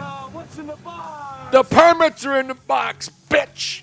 Oh, Joey B has breaking news out of LAX. Yes, let's go to the and I don't know what's happening with the airline industry, but yes, the story is that United flight number 35, a 777, landed safely after losing a tire on takeoff at San Francisco. Damn. And so, again, those things happen. We saw there was a video of another United flight that the engine was on fire. Yeah. Now, I see the thing about seeing this stuff, and I'm not saying that that's not accurate. This is something that's just happening recently. But when you see these videos on X, and you see like a lot of them could be like from a year ago, and you don't know. Yeah, we don't know for sure, but No, I'm not. He's apparently right because I'm looking through social media and it's on there. The aircraft lost a tire taking off from San Francisco, and it was on its way to Japan. So it had to make an emergency landing at LAX, and it did so safely about 5 minutes ago. That was a good piloting out of that captain. Yeah, and that's why, everything looks easy when you get on the plane because there's so many planes in the air 24/7, and how many planes take off and land every day. Here's the thing. Yes. Like, you are hearing a lot of major things happening now. And there was TV before. It's not like suddenly because of social media that Right. we're seeing and hearing more about this stuff. These are major things, the door falling out and the Yeah, but that was just poor maintenance on that plane, the Alaska airline. They did not install it properly. That's that's my But point. tires blow all the time. The tires Yeah. are not oh my God, a tire blew when a plane landed. Takeoff. These are things that are supposed to be maintained and taken care of ahead of time. I used to work for the airline. I know what they do, and they know. Back in the day, you had every single flight. There were people that would go through and make sure that Exactly. things were. Well, you know who looks at the plane too before they take off? The captain. pilots. Yeah. They go down, they walk around, they look at the elevators, they look at all the things. And the tire completely fell off. It wasn't just Fell that off? It didn't get a flat tire. The tire fell right off that son of a bitch. So I mean, to me, it That's seems that's like a that's a maintenance thing. that's a maintenance thing, and there's more of these things happening, and you're like, why? Why are there suddenly this many things happening in the airline industry where you do not want to have mistakes happen? Well, you know what's happening, unfortunately, a lot is that you go to airports like a plane. You'll be on a plane, it lands, right? Oh, did you see that? The tire fell off the aircraft and landed on a vehicle in the San Francisco employee lot. Well, that's what usually happens when the tire falls off and then you're taking off and there's cars and all Yeah. the long distance lots. Hope they got good insurance. But no, the point is, a lot of these planes that you ride on, especially on the short runs, Mm-hmm. they fly from, say, for example, from Fort Myers up to Delaware, Right. and then they turn around and come right back down to Fort Myers. So they get checked quickly. But a lot of these planes don't shut it down. Now, when they stay overnight, then they have maintenance people go out. So I don't know. I'm not making excuses, but, I still think air travel is still the safest way to travel today and any other day. Would you rather be on an airplane or on a SEPTA bus in South Philadelphia, Robin? Come on. Well, as long as it's not Spirit, then I'm good. I'm really not a Spirit. And what's the other one that we don't like? With the green. Well, Spirit's the one. Spirit's like the actually one. not as bad as the other one that I'm thinking of that I can't think of. No, Spirit's the worst. And again, No, I know I'm not ripping the employees, but Spirit, without a doubt, it is the butt of all the jokes. When you think of airlines, you always see people fighting in the lobbies and that kind of stuff. People fighting in the gates, people fighting in the seats. That's what happens when you charge a lot of money to fly. People who never fly get it. Frontier. Frontier's okay. No, when we flew Frontier, we had a horrible experience. So, no, it's not. Robin? Hello? By the way, I'm just getting an update from Steve Keeley on the incident yesterday involving 8 students being shot at a SEPTA bus stop up there in the northeast part of the city in Burlholm Park. Sources involved in the investigation, Philadelphia police sources, in the shooting of 8 students at a SEPTA bus stop, tell me the 16-year-old shot 9 times was the target. The other 7 students were hit by shots meant for him. Yeah. So they were targeting one guy. Now the people who were shooting collateral damage. Yeah, and that's what's even more heinous about this. You got one guy who's a gang member pissed off at another gang member. You get yourself a gun, and then you go out to a school where these kids are getting out of school, and he happens to be, at a bus stop where kids get on and off the bus when they go home from school. And the 16-year-old kid was shot 9 times. The other 7 students who were also shot, those shots were not meant for them. And so that's the problem. Why do we have kids, young kids, teenagers, not barely teenagers, 15 and 16-year-old, taking out gang vendettas in the middle of the day in a crowded bus stop in front of a school? And how are they going to stop that? How is the mayor going to get the resources available to us under the U.S. Constitution? The U.S. Constitution says if you commit a crime, well, it doesn't say it in the Constitution, but it's in most legal systems, in most civilized communities where there is a police department, there is a district attorney, there are prosecutors, there are defense attorneys, there's small claim, there's common pleas court, and then there's criminal court. Then there's juvenile court. We have all these courts. But if the people who get caught don't get put into jail and are released on this no bail law and we can't put people in jails anymore, this is what happens. You never pay the consequences for your action. I mean, this guy could have committed a mass murder. Mm-hmm. We always talk about, these school shootings. These are all these right-wing MAGA extremists shooting up schools. They don't even count this as a mass shooting. This is a mass shooting. One person got shot, and the guy that was intended to be shot got shot, but then people around them who had nothing to do with it got shot. I think. How is this not classified as a mass shooting? What wasn't the final count like 8 people? 8 people were shot. One guy who was the target, the other 7 people who were not targets. So how's that not constitute? But you don't see the news. There was a mass shooting at a school shooting yesterday, right? Mm-hmm. That was a school shooting, and it happens all the time. But they're not labeled as school shootings. Because if one guy goes out for a vendetta to shoot a kid, if another teen goes out and shoots another kid, shoots him 8 times, but then fires like 40 bullets and then hits other people, they're collateral damage. And it's not really a mass school shooting if all those people were dead. That's how they look at it. But anyway, we have a breaking news. We have breaking news. More breaking news? Yeah. Wait a minute. No, this can't be right. No, I'm sorry. It's an old story, so I'm glad I didn't run with it. We're looking at the baseball, the football wires. We'll talk about college basketball, high school basketball come up as well. Coming up right after this break. Yes. The great Steve Politi. And I will ask him if he was ever involved with Scritti Politi, the great group featured in the 80s. He may have been. I don't know. We'll find out. He's going to join us next. We'll put a bow, I guess, on that New Jersey high school shooting. Not shooting, thank God. Well, there was a shot, and it was a winning shot, but it didn't count. That story, you've seen the videos. We'll break it down again. Steve Politi from NewJersey.com will join us next, right here on the Tony Bruno Sports Network. You know the first time I traveled out in the rain and snow, in the rain and snow. You know the first time I traveled out in the rain and snow, in the rain and snow.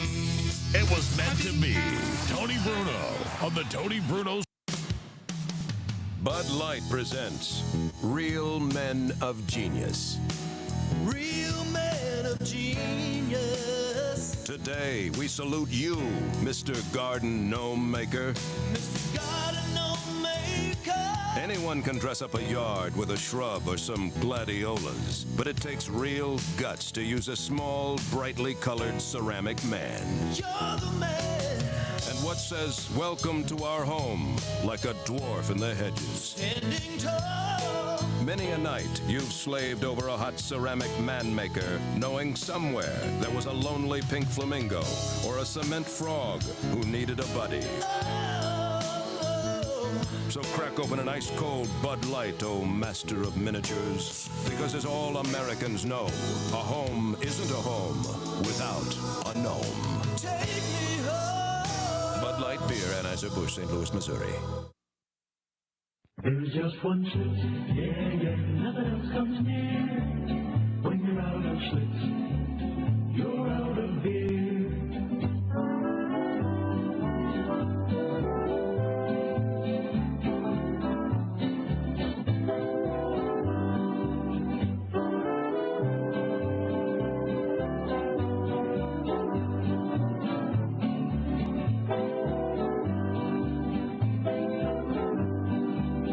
If you like it light with a big taste too, there's only one brew that will do. When you're out of Schlitz, you're out of beer. Real guts flow in the great light beer Schlitz. Bud Light presents Real Men of Genius. Real man of genius. Today we salute you, Mr. Tuxedo Shop Tux Renter. Mr. Tuxedo Shop Tux Renter. When the evening calls for 5 groomsmen in identical robin's egg blue double-breasteds, you are there. It's your wedding day. Last night, little Jason Weinstein had the slow dance of his life in the exact same pants I'm now wearing. Lucky Jason Weinstein. Any schmo can wear a suit, but only a gentleman can pull off a canary yellow set of tails with a matching top hat. You're a star. So crack open an ice-cold Bud Light, Titan of the Tux, because a classy event always calls for rented clothes. Mr. Tuxedo Shop Tux Renter. Bud Light Beer, Anheuser-Busch, St. Louis, Missouri. Now back to the biggest sports network on the planet, the Tony Bruno Sports Network. Swaying in the summer breeze, showing off their silver leaves.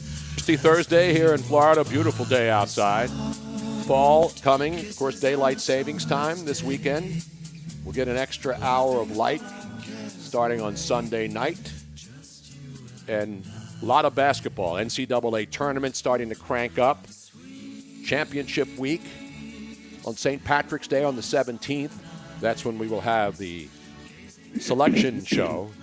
But we have high school tournaments going on right now. We got all kinds of sports going on. Major League Baseball training camps here in Florida and in Arizona, NFL stuff. But one of the stories that was really a shocking story that the entire nation picked up on the other day was a high school basketball game in New Jersey. And it was between Camden, New Jersey, the Camden team, which always has good teams, and a team from Manasquan, New Jersey. And we've seen the ending of it. And the one thing about it, we talked about it extensively. We showed you the video. Could that have been changed? Did they change it? The officials made a mistake. They don't televise these games. They can't use replay. They can't use people's home videos. The officials, I believe, finally acknowledged that they probably made the wrong call, but it doesn't matter. A man who's been all over this, and I believe he was there, Steve Politi, who works for NewJersey.com, NJ.com, and also the great newspaper up there, the Star Ledger. It's Steve Politi. Steve, how are you? Tony, I'm great. Thanks for having me. I appreciate it. Now, you were not in the 80s group Scritty Politi, were you, by any chance? Yeah. I get that a lot. I can never remember the name of their song. It was Get Ready, right? In high school then. We played it last hour. Because when I mentioned your name, I said, was he a member of Scritty Politi? And Robin didn't know who Scritty Politi was. She looked it up, and we played. And it's a great song. Those are the happy 80s songs, remember? It was a good time, yes. I was in high school then, and that was my nickname, of course, but unfortunately I don't get royalties anymore now. So the people were calling you Scritty Politi? Absolutely, sure. This was this was right when they were popular. I was in school then, and so that was it was my nickname. Absolutely. See, great minds think alike. Because I've never met, I mean, obviously it's in Italian. Like Bruno's an Italian, a popular Italian name. Politti, probably a million Polittis out there.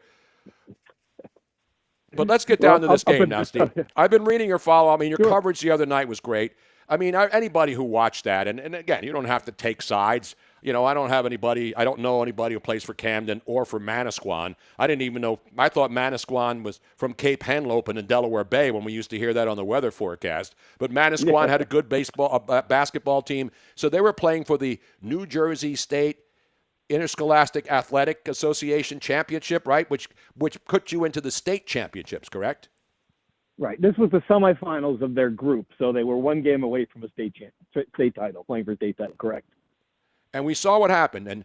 And the thing, and I said this, we've watched the video a million times, and as you point out in your columns, the scoreboard showed there was still 3 seconds when the final shot went up. And I know people are outraged. Some people saying, well, you know, the Manasquan team didn't take a shot in the entire fourth quarter. They were, you know, they were basically trying to play keep away. I didn't know if they went into the four corners, but there's no shot clock in high school. And obviously they don't have as you point out in your column today, they don't have the around the scoreboard or around the backboard when the final shot goes in, you know, they have those digital little things that go off so that the people can see if the shot's up in the air, if the light lights up. Is that the way they're going to? Because they're not going to change this, right? So let's clear that up. You went through the investigation, you talked to all the people involved, and in your column today you said it's going to be one of those. Too bad the school's talking about suing. But why would they do that? And it would cost a lot of money to try to sue to get this thing reversed, right? And it's not going to happen. Yeah, so that was today's development, was that there was an attempt to get an injunction so they wouldn't play the game until a decision could be made, but a lawyer turned them down. So that avenue has been exhausted. And it's funny, the school that Manasquan would play next, a school in Newark, Arts High School, actually sided with Manasquan, and they were trying to help. They said they would take the delay as long as necessary to get the right outcome here. But the state high school association is firm in this and said, look, the game was decided by the referees. That's how we do things, and that's it. You know, there's really they decided there's no recourse for changing the call. And you know, I can understand where they're coming from. Like, can you imagine if they said, you know what, this is wrong. Every single decision, like the parents would be marching on that place to every time there's a controversial call. If it happened in the second quarter, third quarter, trying to get them to overturn it. So I mean, there's just nothing they can do about it. And it's sad, and you break down the things they can do to improve it to keep this from happening again. And let's be honest, I mean, how many games do we see like this? You know, we see it in the pros a lot, and then they have 16 angles of replay, and you can in the NBA you can see, even in college you can see when the light goes on around the backboard that the shot was up before it went off. But in these high school gyms, I mean, it has home and away. I mean, they don't have the technology, and even though these are pretty big, I mean, Camden's a pretty big time program. So how do we change this? Are schools not going to be able to afford a little strip that goes around the backboard so that we know when the shot's in? Because the officials can't see and they can't hear, but they should know because obviously, and they can't look at people's videos because everybody's videotaping it, Steve, and you can see that the shot would have been good and it should have been good. Right. That was the whole thing. I mean, that was the ironic part is there's 1,000 people in the gym and 800 of them had their cameras and knew it was good, right? Because they taped it. Yeah. For me, I think the recourse is for games like this when you're deciding, a state championship. You should have some sort of replay available, and I think that's something that they can make possible. I mean, you're playing a lot of these games at Rutgers University or at some of the other big high schools in the state, which would have the capabilities for that. This game was on a live stream, so you could theoretically. I talked to people who watched it and said that they could see that the shot clock had not expired. So I think that's the one thing people have called for. But for the most part, the referees just got to be better than that. I think that's what a lot of people said. That once the right call was made, and that was the egregious part, right? It wasn't that just they got the call wrong; they got the call right and changed it to the wrong call. Exactly. That's what the bigger outrage is, Steve. That's the biggest outrage. Absolutely. The one that you can clearly say, how did they revert? They got it right and then changed it after conferring. Why would they reverse the call I mean, maybe did all three? Did only one guy see it and the other two guys missed it? Yeah, so the guy who called it was really emphatic to the replay showed him. He went in and gave the old bam with the, he drove it home. And then he said he was 99% sure, and then he consulted with the other refs to see if he had a better view. I don't know why. It doesn't make any sense. That has yet to be explained. Obviously, these refs, they have not said anything public. I'm sure they were surely not going to vacation at the Jersey Shore this summer, which is where Manasquan is. I mean, this is a big, massive controversy, and they're keeping a low profile. So we haven't heard from them beyond what they said immediately after the game. And it's just hard to understand why they would have a huddle to talk about it. Yeah, and in your column today about the whole thing, and you said, the association must make sure the stolen hoops victory doesn't happen again. And then you point out things like there's no shot clock in college basketball, but that wouldn't have, because the shot clock would have been off in that situation. So that would not have had any effect on it, right? The standpoint of having that clock, how the shot clock has that little, it just has the shot clock and it has the game clock above it. Right. So then it would be easier for a referee to see it. That's what I meant by that. Right. And that's what a couple of guys I know really well in high school basketball say, that sometimes it's a little challenging for the ref to see the scoreboard while watching the final play. And that would be one way to help. And besides the fact that, it's 2024. Let's have a shot clock. Exactly. Honest, the games. And then the LED back. You can buy LED stick tape on Temu from China for like $7 to go around the backboard, right? Everybody's got LED. I got it in my car, in my truck, on our TV monitors. Yeah. Those LED strips are now the easiest thing ever invented. And again, this is a pretty. This gym that they played in. Whose home floor was that? This was a neutral site, so it was another random high school. Yeah, big high school gym. So obviously they don't have. So the LED thing is something they could easily do next year. And you mentioned limited replay. The schools are not allowed to use replays or to question the referees. So how? And I saw the quote that you posted the other day from the coach, who was the former coach at Rutgers, right? Yep, Mike Rice. Correct. Yeah. What was? And you posted the quote about 100. But what? It was a great quote, and he was screaming. Yeah. 15 kids got screwed over out of 1,000 people. That was the coach. That was actually the coach of Manasquan. Manasquan, right? That lost. It was just wonderful. Yeah, he said, "You write that you can print this 5 times." Write it. You write it. And Andrew Bilodeau said, 1,000 people. Yeah. 15 kids got screwed in front of 1,000 people. Print that. Print it 5 times. The 3 guys huddled up and they screwed these kids in front of 1,000 people, and that video will be on the internet for everyone to see. I'm sure it probably sounded something like that, right? As someone who covers professional sports, you're like, why can't you guys be more like this guy, right? Like some of these robots that they have in the NFL. Give me this guy on Sunday afternoons after you lose a game. I don't want this, I don't want to hear that Bill Belichick run the Cincinnati. Give me that.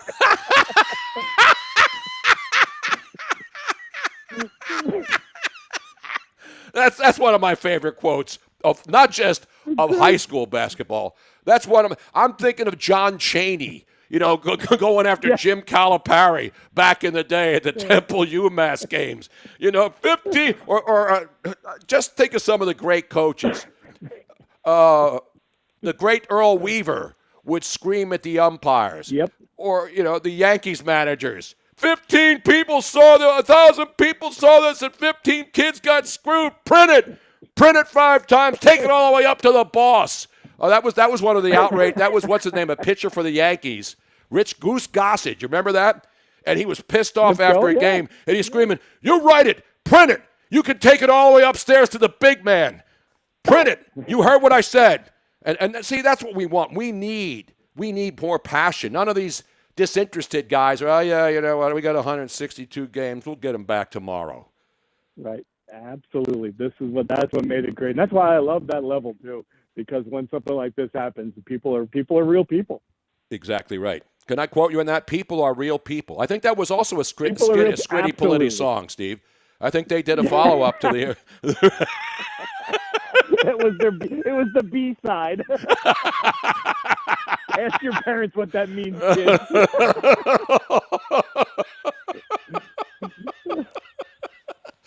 I mean, we're laughing, because I wouldn't call this a travesty or an international outrage, but certainly this is one of those things that just shouldn't happen. It's the end of a game. It's the last shot. That's I think, again, a shot in the middle of the game could be important, but nobody's complaining about a buzzer beater at the half, because that normally is not going to be the deciding shot of the game. But when you shoot the ball, and when we saw Strus with the Cleveland Cavaliers make that 90-foot heave, everybody knew because the light went on and he hit a 90-foot shot and won the game. Yeah. Right. Absolutely. Yeah. It's just, and that's the kind of stuff you don't have at the high school level. I get it. It's, it's not going to be perfect. That's funny. I talked to Bob Hurley today, the legendary St. Anthony coach, Dave Smith Hall of Famer, and his point was like he feels terrible for the Manasquan players, but this is part of what high school athletics is, right? You learn that life isn't fair, and some lessons are harsher than others, and this is just about as hard as I can remember. But his point was like, this is part of what being in high school is, and I guess that's a really good point. But man, these kids they're going to be talking about this well into their 50th high school reunion, I'm guessing. How about the kid who made the shot that didn't count? I mean, even though he's a high school kid, is he ever going to be able to get this out of his head? Yeah, I know, and it's funny that someone had just pointed out a story about him, that this is a kid who's one of these, team town guy. Everyone loves him in the town, and there was a game earlier in the tournament where they won against one of his friends, and instead of celebrating, he walked over and did, picked his friend up off the court, put his arm around them, hugged them, like one of these great moments of sportsmanship. And he's just like, well, that's the kid. This is the kind of kid who should be rewarded by hitting a game-winning shot. And no, they waved it off. It's just a kind of, it's another wrinkle to the story that makes it even crazier. Steve, one of our listeners listening in on the text board saying the problem now is you criticize a ref, you get fined. Of course. But I don't think at this level you do. I mean, the ref, didn't the ref admit that they got it wrong eventually? I mean, they did, but not immediately after the game. No, they did the next day in a report to the state. Yeah. That's an outrage. But that's a good point. Yeah, it's a little harder. I mean, I don't know if you get fined at high school level. Probably not. But, I mean, you probably like to face those refs again. So another reason why a lot of guys don't criticize them. By the way, the NBA just called, and they said they like those guys. They're going to put them in the NBA Finals in the summer in the NBA. Or the next year's NBA All-Star game, these guys will be brought out and celebrated because they love seeing shots go up and nobody knows what's going on. Because in the NBA All-Star game, all they were doing was shooting from all over the place. There was 3 fouls called in the NBA All-Star game, Steve. So these guys wouldn't have had to worry about missing anything. That's perfect. Absolutely. Let them just run up and down and get some exercise. That's great. Yeah. And by the way, another one of our wise guy listeners said, that poor kid, he would have been laid for the rest of the year. That's what happens. Summertime's coming out. You imagine the hero. Imagine the chicks this kid would have had all over Manasquan Beach. I mean, he's a hero. But now he's a sympathetic figure, so he can play that card, right? That's what happened to me. What happened to me? This is unfair. Come on. I mean, he's a smart kid. There's no crying. There's no crying and getting screwed by an official. There's no crying. Well, I'm glad we can laugh about it because at least it's not kids beating each other up in the parking lot or shooting each other. I mean, that's what sports is about. Sportsmanship, and it's a shame that these kids lost that way. I mean, because no matter who you are, you see that, you're saying, man, that's just wrong. I mean, it's just wrong. It's not that hard to get that right because one guy got it right, and then they told him he was wrong. It's an outrage. Yeah, it is. It's a terrible way to lose the game. But I feel, like some people are telling that Camden should forfeit, and I don't think that's right either. I mean, it's not like they didn't do anything wrong. There's no right answer to it.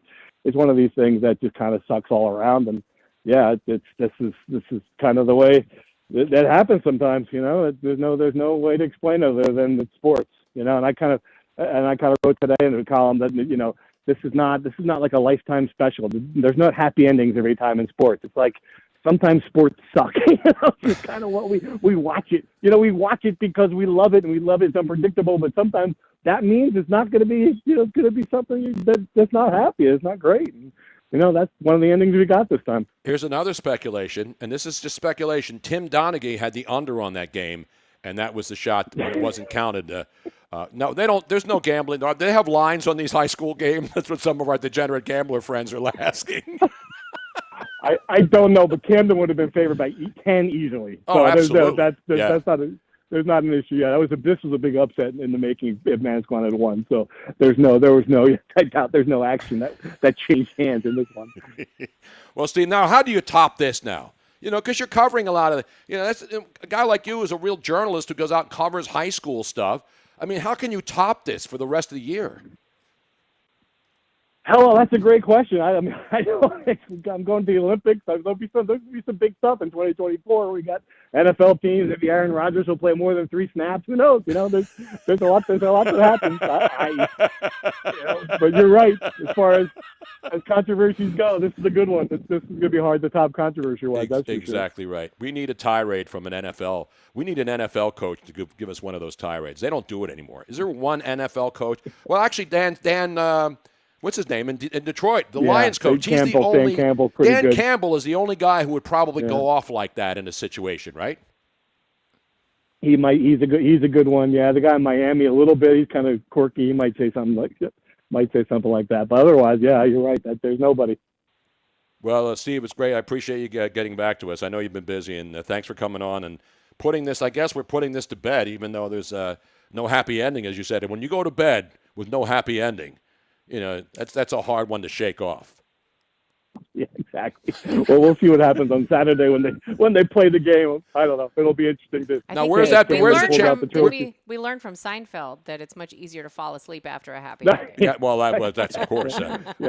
By the way, now where is the championship game? Where is the championship game? It's Sunday or Saturday? That is being played at Rutgers University on Saturday afternoon. So, Camden will be a heavy favorite against New York Arts. They're one of the powerhouses. Obviously, DeJuan Wagner, if you know, Milt Wagner, the Wagner family, Camden High, big tradition in basketball. This would be their 13th state title. So I think, it'll be the most watched game by far of the weekend up here. Any chance that the same crew is there for that game? Wouldn't that be something, man? Holy crap! They walked in. Yeah, that'd be great. Why not? Let's let them make a makeup call. Yeah, exactly. See Politi, you read him on NJ.com. You see him in the Star Ledger. He's a journalist, ladies and gentlemen. Do not try doing your stuff at home, even if you have a video recording of a stream. Leave it up to the professionals, like Steve Politi. Steve, thanks so much for coming on, buddy. Appreciate it. Thanks, Tony. I really appreciate it. Have a good night. You too. There he is, Robin. See how we get these stories settled? There's no yelling or screaming except when we're recreating a quote from the losing coach. Because I think I probably captured the feeling of the losing coach with this great quote. And I think I brought the same kind of funk, the alacrity, the intensity that is required when you go off after a game like that, right? Mm-hmm. Damn right, man. That's what we do here. We solve problems, Robin. I have people saying, what happened to Tony's black eyeglasses from yesterday? I've got like 50 pairs of eyeglasses. I got this red one here. This is a little nice because it's red. It's like sort of a pinkish. What color would you call it? It has kind of polka dots on the side. I think that used to be a pair of my old ones. And then I got these here, the round ones with the green in it. I like those better. The pink ones look like they're too small for you. They are too small because I have a big. And then I like these. I got these. And these are all basically like dollar store glasses. Yes. This pair of glasses right here that I paid like $800 for, with these unbelievable lenses, unbelievable frames. Look at that. I can't see shit out of them. $800 glasses 2 years ago, and I can't see shit because they're the same kind of things where you have to learn how. Yeah, because at the top, I don't need glasses to see. So at the very top of this, it's 20/20. Mm-hmm. And then it goes down, and then there's a little bit of a correction. Then at the bottom, where I need them the most to read, and I have to go like this because I can't get my eyes adjusted. That's why you're supposed to keep those next to your bed so that you just use those. No, I use the dollar store glasses, which are now $1.25 plus. The good thing about because when you buy a really good pair of sunglasses or really you're going to lose these. These $800 glasses, you'll lose. If the you dollar keep store them glasses, off, you do. The dollar store glasses that you have everywhere in your house. It doesn't matter if you lose one, if you smash one, if the cat pisses on it. No matter what happens, it's $1. I have more dollar glasses Then I have good glasses now. Well, yeah, because you. I buy like 4 pair every time I Yeah, go into the dollar I know. store. It's ridiculous, man. See what I have to do? Raise your computer monitor up, they said. I can't raise it up. You can't raise it up, and it's actually it's higher than mine. He has a big ass monitor. Damn right it is. It's a Samsung, baby. What's the size of this? We're going to measure the monitor today? I think that's a 25-incher, 20. That's what she said. 22, 25, something like that. No, the cats do not pee on glasses. I don't know where he said that. They do not. No, pee they on don't anything. pee. Don't They pee throw on up, though, every once in a while. Yeah. They got a hairball, and then you'll find it like in one of Robin's bras on the floor. There's a big hairball right in her double D cup bra. God. You have weird references today. I'm just trying to paint the video. You know, this is He's trying to paint a picture I just, for the you people. know, it's like when you listen to sports on the radio, and the play-by-play person has to paint the picture and explain things as opposed to watching the game on TV yourself. You don't need somebody yapping and telling you that they got a first down. You can see they got a first down. So this is theater of the mind, Robin. Yes. And for those who don't watch, you have to paint that picture for them. Well, you know what I'm saying? You are painting a lovely photo. Yes, I am. I'm like Michelangelo in the Sistine Chapel today. Whoa, is that what it is? Yeah, that's why my neck hurts, and I have to read up. I have to look up that much. Michelangelo, one cat, one bra. No, come on, man.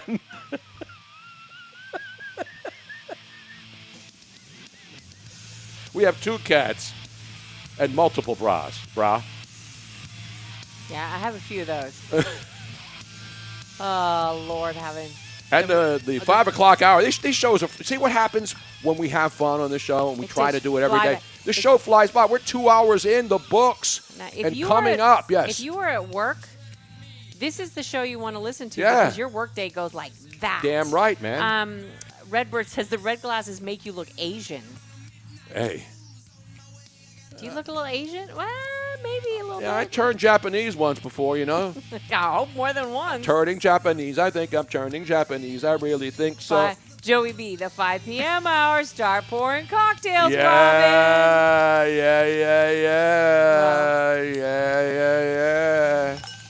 Are we doing that kind of Thirsty Thursday? Or? It's Thirsty Thursday. I'm parched right now. Oh. We're coming back after a quick break, and then we'll have open phones, whatever you want to talk about. And if you're listening out on the West Coast, it's noon to 3.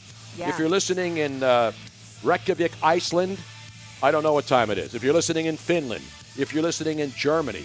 I know I need to look and see where people are listening. Let's see where people are Let's listening see. today, Robin. It's worldwide. We'll be right back. Thank you very much.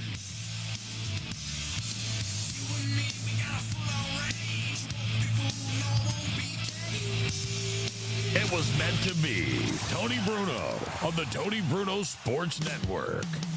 Bud Light presents Real Men of Genius. Real men of genius. Today we salute you, Mr. Professional Figure Skater. Mr. Professional Figure Skater. While lesser men strapped on skates and played hockey, you don skin-tight leotards and a teeny cowboy hat and learn figure eights. Going round and round. You practiced and practiced, hoping, knowing, someday you'd be good enough to wear a giant puppet costume and skate in an ice show.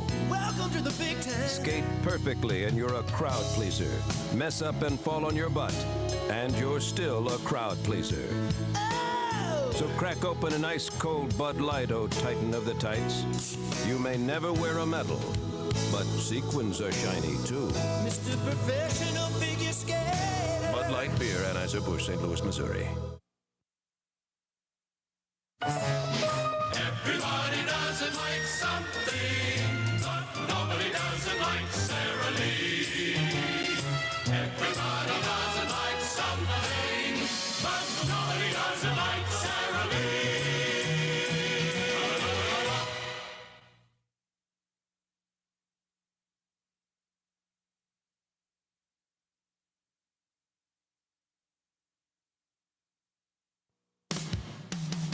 Bud Light presents Real Men of Genius. Real men of genius. Today we salute you, Mr. Horse-Drawn Carriage Driver. Mr. Horse-Drawn Carriage You start your day with a tip-tip and a Cheerio, which is odd because you're from Brooklyn. Jolly old Brooklyn. While most people sit behind a desk, you proudly sit 2 feet behind a 4-legged manure factory. No one knows the guts it takes to ride the subway to work dressed as a foppish dandy from the 18th century. Blaring horns, profanity, vicious insults, all met with a courtly tip of your stovepipe hat. So crack open an ice cold Bud Light, buggy boy, because the way you say giddy up makes us say, whoa. Bud Light Beer, Anheuser-Busch, St. Louis, Missouri.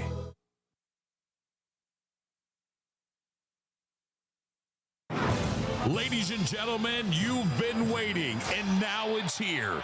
TBSN, the Tony Bruno Sports Network. Make some noise! The Tony Bruno Sports Network. Download the app. Tell your friends the game is on. TBSN.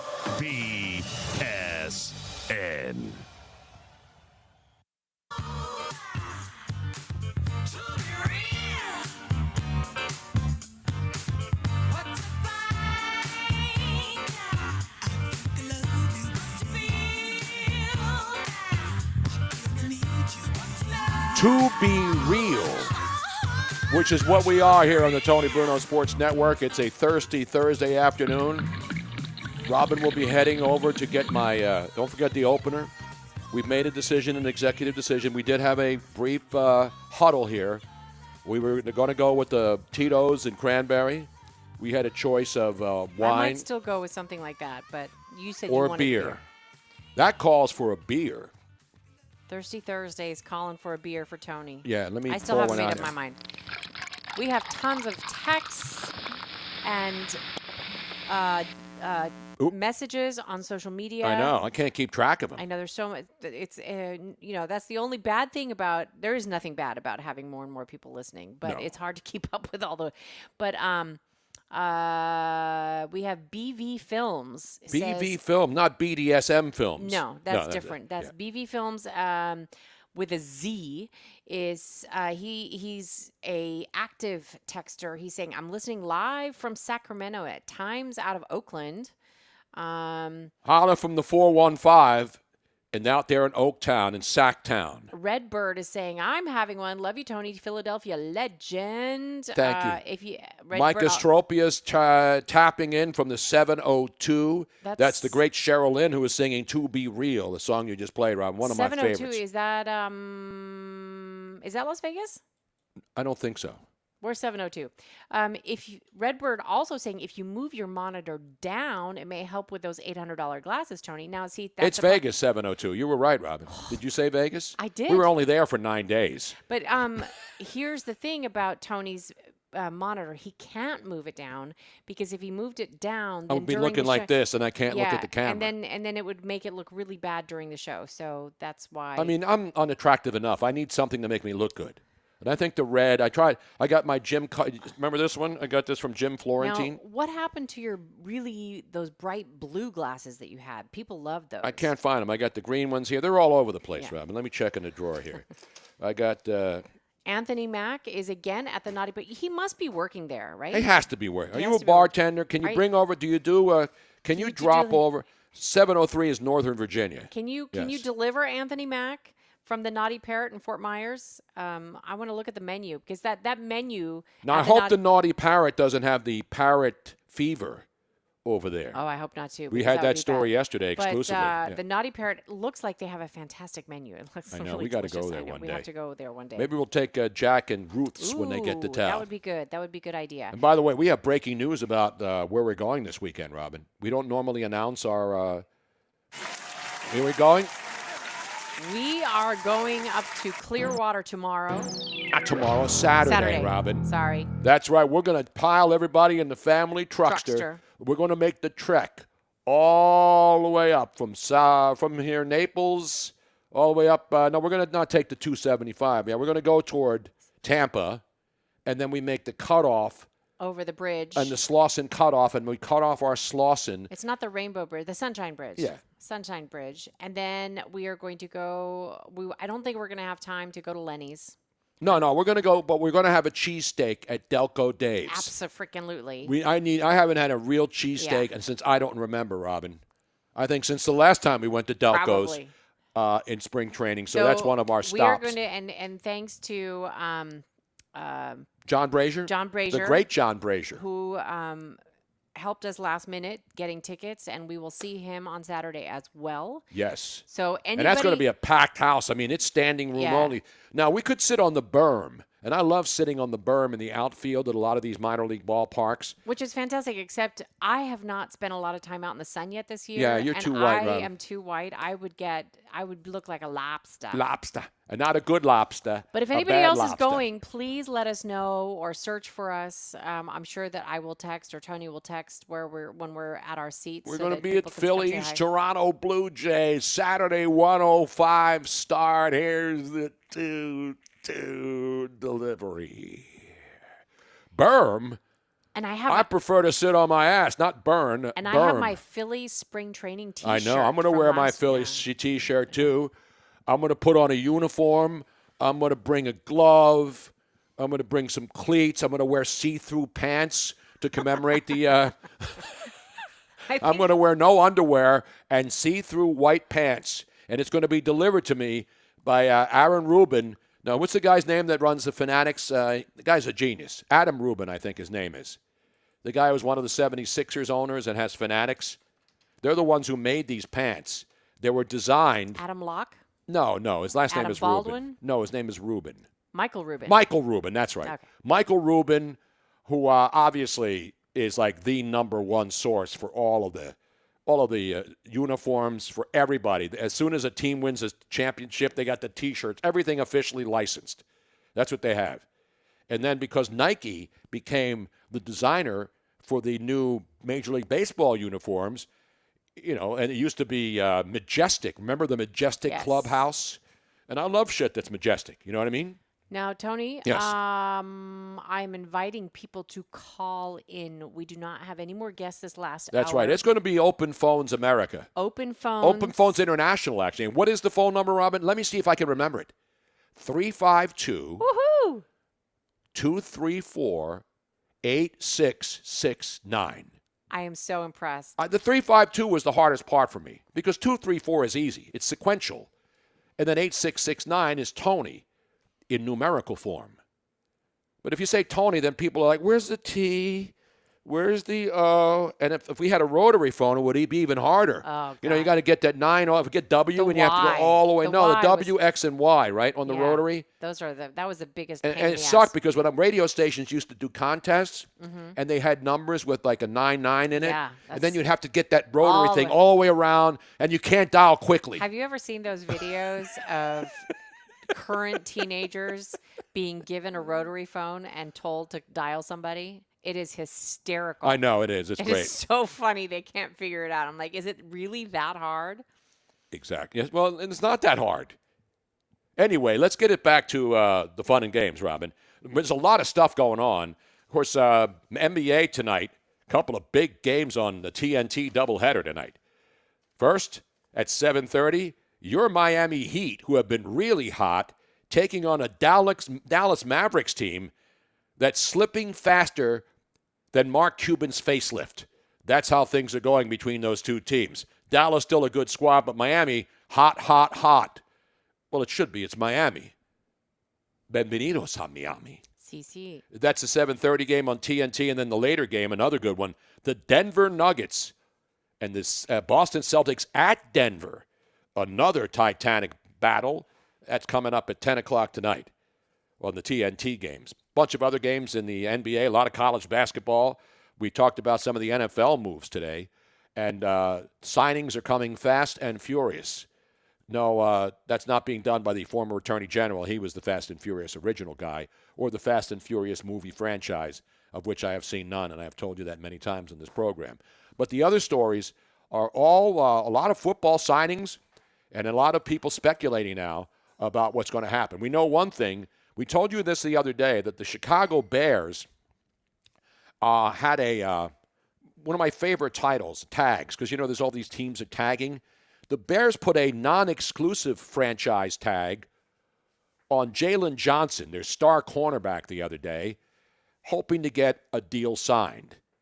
Well, Jalen Johnson has agreed to a 4-year, $76 million contract that includes $54 million in guaranteed money. Johnson is guaranteed $43.8 million at signing and will make $28 million the first year of the deal. Now, obviously, this kid is a rising star. Talk about one of the emerging superstars in the business. And Johnson's deal is the third significant defensive investment on the last calendar year. Remember they signed linebacker Tremaine Edmonds to a 4-year, $72 million contract, and then inked Montez Sweat to a 4-year, $98 million year when they got the defensive end in a trade with the Washington Commanders. So Johnson's only 25, named second-team All-Pro, Pro Bowl last year, 4 interceptions, including a pick six, 10 passes defended, 1 forced fumble, 36 tackles, and he was the 50th pick in the 2020 draft. So Johnson noted that he was awaiting after the Trayvon Diggs 5-year, $97 million extension. He knew that he was going to get paid, and the Bears paying Jalen Johnson some serious kizash today. Meanwhile, we got a baseball signing, and our good friend Pete Sheppard, very, very critical of his Boston Red Sox and his New England Patriots at the same time, but not giving the right props due to the Red Sox, because today they agreed with right-hander Brian Bello, who's a guy from the Dominican Republic, right-handed pitcher, 6-year, $55 million extension, 24-year-old Dominican. He's got an unbelievable changeup. This kid's got stuff. And he may be the starting pitcher for the Red Sox this year because the guy who was supposed to be the starting pitcher got hurt. And that was, of course, Lucas Giolito with an elbow injury. He's done. So Bello now could move up and be your number one starter. And, the Red Sox have a lot of potential impact bats in their lineup and in their farm system. So anybody's talking about, well, the Red Sox didn't go out and spend a lot of money. They didn't. But apparently they still say they're in the they got Nick Pivetta, the former Philly. They got Cutter Crawford, Garrett Whitlock, and Tanner Houck. Whitlock and Houck have been bouncing between relief and starting roles. And so they've got some talent, and they're apparently saying, even though they didn't spend a lot of money, the reigning National League Cy Young Award winner, Blake Snell, and the left-hander Jordan Montgomery are still out there, and the Red Sox, apparently one of the teams expressing it. The Blake Snell has been linked to a lot of different teams, including the Phillies for 15 minutes. I don't know if they're still interested in him, but we'll get you up to date on all the Major League Baseball preseason games today. Hockey, and by the way, yes, Robin? Speaking of hockey action. Wait a minute, I got to pour my Corona Premier now, Robin. Look at this. I knew you would want to pour it it's on ice, the air. ice cold. 2.6 grams of carbs, 90 calories, brewed and bottled by Cerveceria Modelo, Mexico. Let's pour this son of a bitch right now. You're going to end up spilling it on yourself. Listen to that. Shh. Oh, yeah. Ooh, nice foam.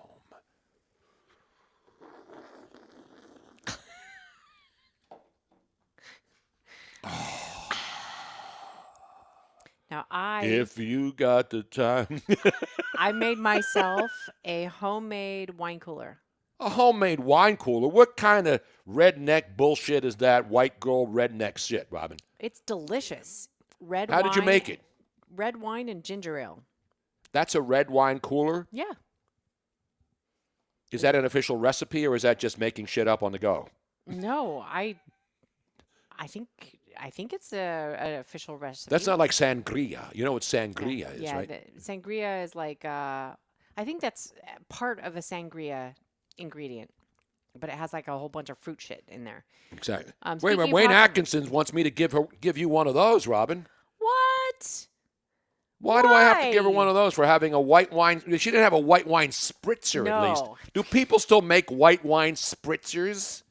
I'm sure that they do, but that's just cheesy. This is way better than a white wine spritzer. But you were talking about hockey, Tony, and we have somebody on the line who is, I think he's at the game today, right, Trev? What game today? Trevor from the 203. There's no daytime baseball. No, hockey. There's no daytime hockey. Trevor. Oh, that's right. There's a big game tonight in the National Hockey League, and it is your Philadelphia Flyers at your Florida Panther tonight, ladies and gentlemen. You in the house tonight for that? Yeah, I'm going to be in the house. I'm going solo since no one wants to sit in club level. That's why. I'm Wait going a minute. solo You're in tonight. Miami. You're going to the first place team in He the invited entire us. National Hockey League, the Florida Panthers, who are looking like Stanley Cup champions. We're already planning the parade route. And by the way, will the parade, people asked this yesterday, if the Florida Panthers win the Stanley Cup, will the parade be in Miami, Fort Lauderdale, or what was the third choice? The Palm Beach? Where should the parade be for your Florida Panthers? It should be in Fort Lauderdale, since most of Miami doesn't give a bleep about the Florida Panthers anyways. It's Fort Lauderdale's team anyways. If the Fort Lauderdale sports fan could just keep hockey away from the people that celebrate 305 Day and this rest of the spring breakers, we should do that. You ain't getting this parade anyway, so. You're damn right. We decide who's in the damn parade. And I want to be on one of them floats with Roberto Luongo. But the Flyers, as you mentioned, playing tonight down there, over there on the east coast of Florida. Panthers 43-16-4. And then the Flyers stay here in Florida because they're playing your Tampa Bay Lightning on Saturday night. We call this the Florida two-step, just like has how many steps to get a gun down here in Florida. It takes two-step verification. It's hard, man. I mean, I got all kinds of weaponry, but I can't get a concealed carry permit, even though I got one in Philly, of all places. It's an outrage. I heard they give those out in Texas when you go in and you exchange your driver's license. They give you a gun and badge immediately. Hey, remember Shaq was an assistant he was a deputy. Yeah, Shaq's a law and order guy. He was actually in the off season when he was with the Lakers, still playing. He would ride with patrol cars in Southern California. He not did in it the with back the Miami of one. He would PD actually too. Not in the back. He'd be in the front of a patrol car.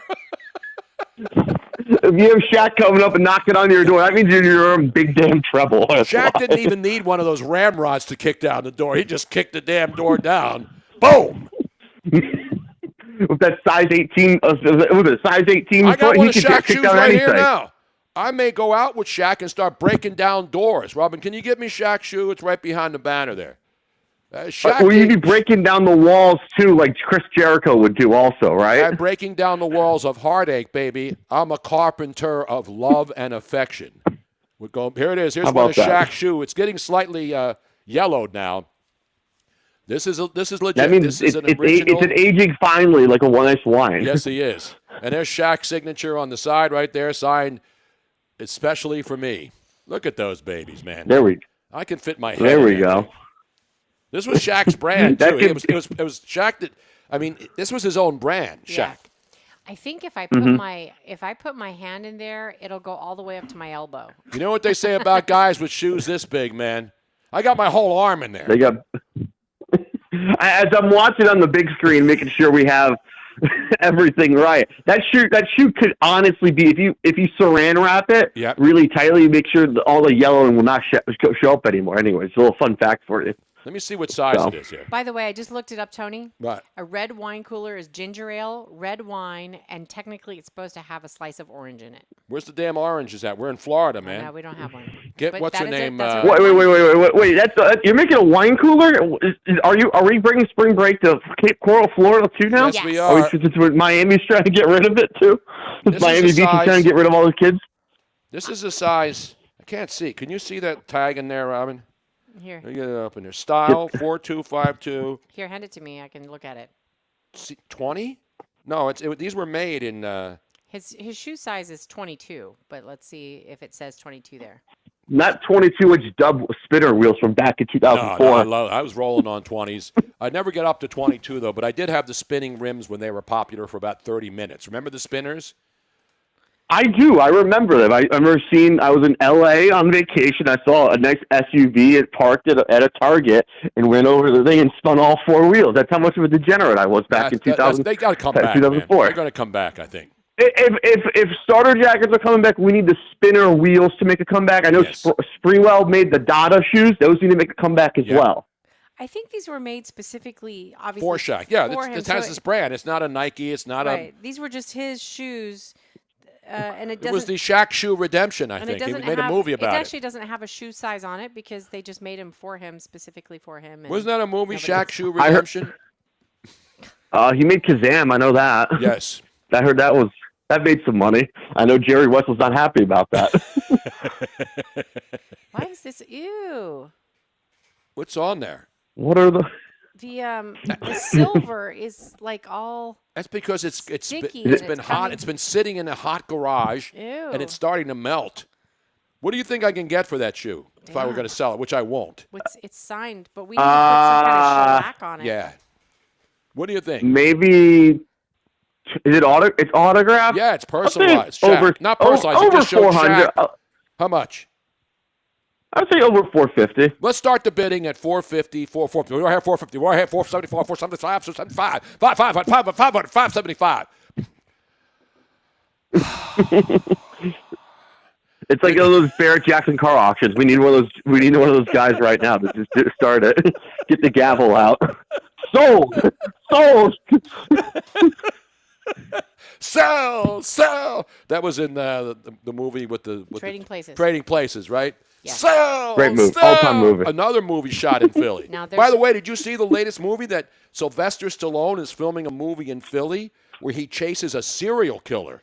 And I think they find out at the end. I hate to give away the ending. The serial killer is District Attorney Larry Krasner in Philadelphia. There's nobody with more blood on his hands who has led to more murders in Philadelphia than District Attorney Larry Krasner. I think they should, if whatever the script is, if Larry Krasner isn't the serial killer that Sylvester Stallone hunts down in Philly, then this movie should not be made. That would be a great story. Is he going to be hit? Is Larry Krasner going to be hiding in a place in K&A most likely? Exactly. Yeah. Sylvester Stallone has to beat him up and stuff. Exactly. So, big weekend for hockey, by the way. As we like to get back to that hockey action, yo. The Frozen the Four. Flyers and Panthers. Yeah. Oh, that too as well. That's coming up as well. So shout out to all the colleges out there, especially BC. Bleep you, anyways. So big. Actually, this is probably the best slate of hockey this weekend. Well, it's a trading deadline tomorrow, right? I mean, there's a lot of movement going on around the league, eh? A lot of moving parts, a lot of people retaining salary, giving salary, so all the deals could go down. Noah Hannafin going to Vegas Golden Knights, which is the craziest deal of the weekend I woke up to last morning, anyways. So. Which was wild, and I think I'm going to be honest with you. I think a few more moves are going to happen. I could honestly see this. This could probably be Scott Lawton's last game for the Orange and Black. I could probably see him getting traded for a first-round pick. I could be wrong, but I could feel it's going to happen. So you saw with the Chicago Blackhawks today have made a trade. They did? Anthony Beauvillier to the Predator for a draft pick. The winger Anthony Beauvillier. My neighbor's had a dog. A Bouvier? Bouvier, yeah. He was with the Islanders a couple years ago, right? I believe. Yes. He was probably one of those guys on those checkers and stuff, yeah. Checkers? Great forecheck, so. By the way, your boy Not checkers Nick Cousins, and rallies. Your boy Nick Cousins has been fined for his second embellishment of the season. I saw that. He had a great dive on Tuesday or on Tuesday night, I must say. The Russian judge gave it a 9.5.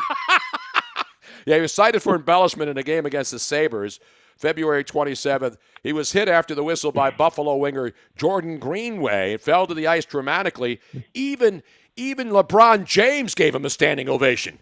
He was playing his game, and he saw this up on the big screen. He said, "That's my boy right there. That's my boy." Then LeBron James asked him, "Would you like a Nike contract then?"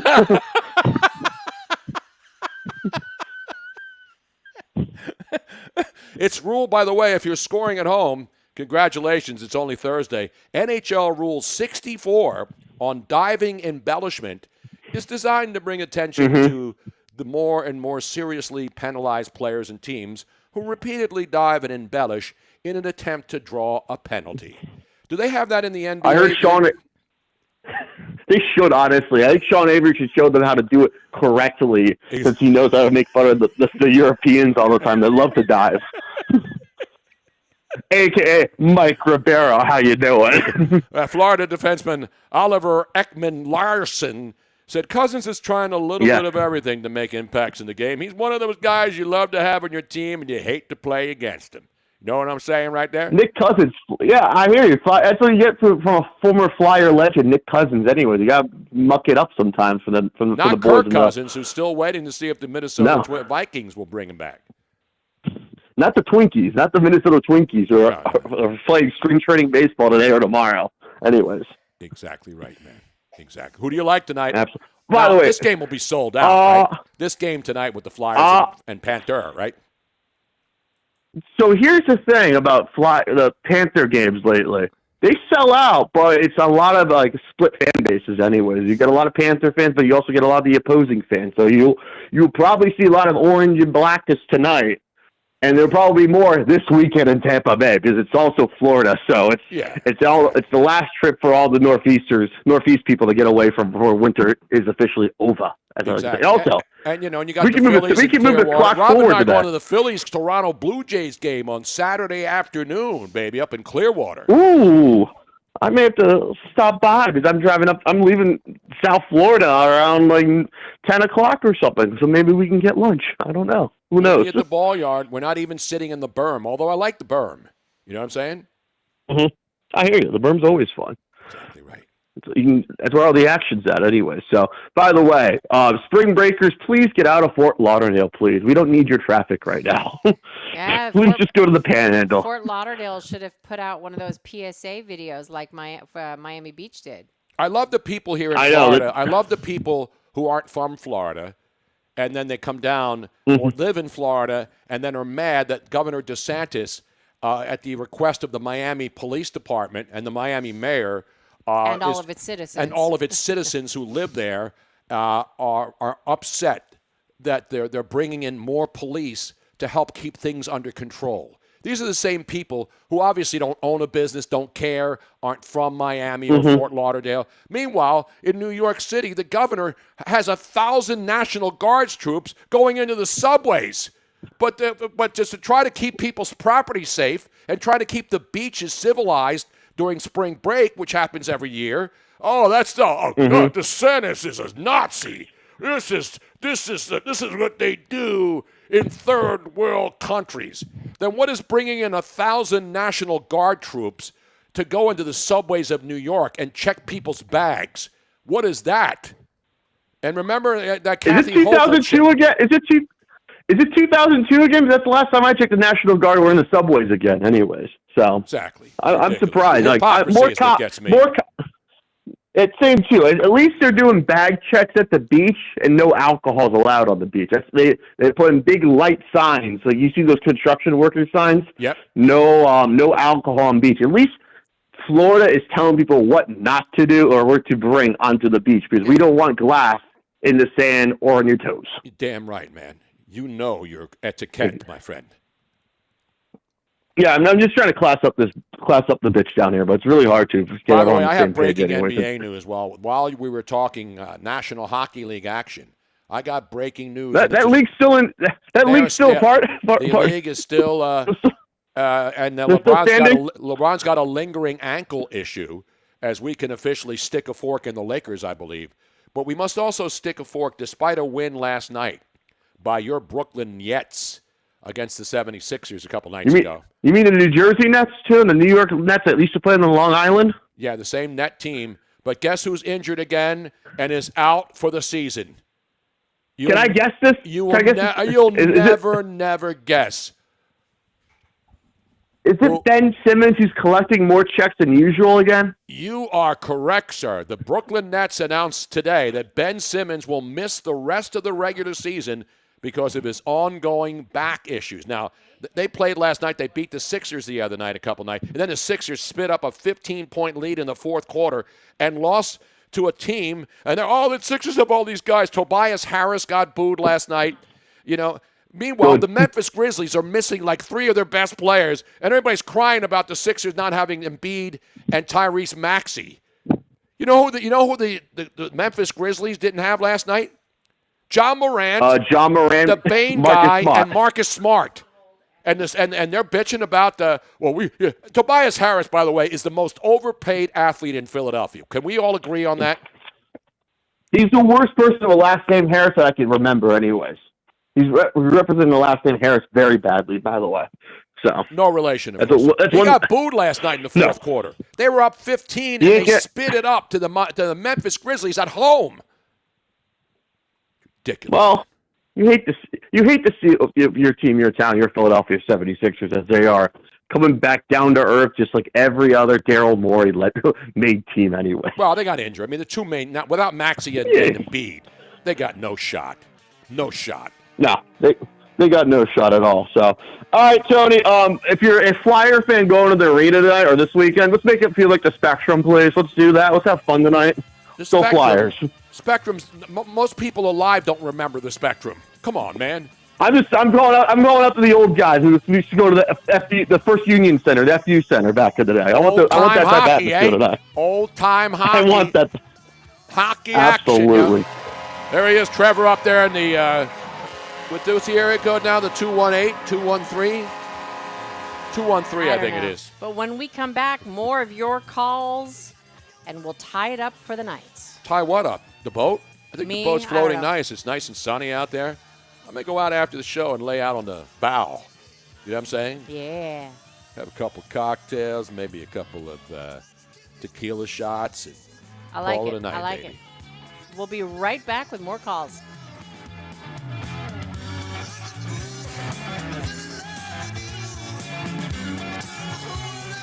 It was meant to be. Tony Bruno on the Tony Bruno Sports Network.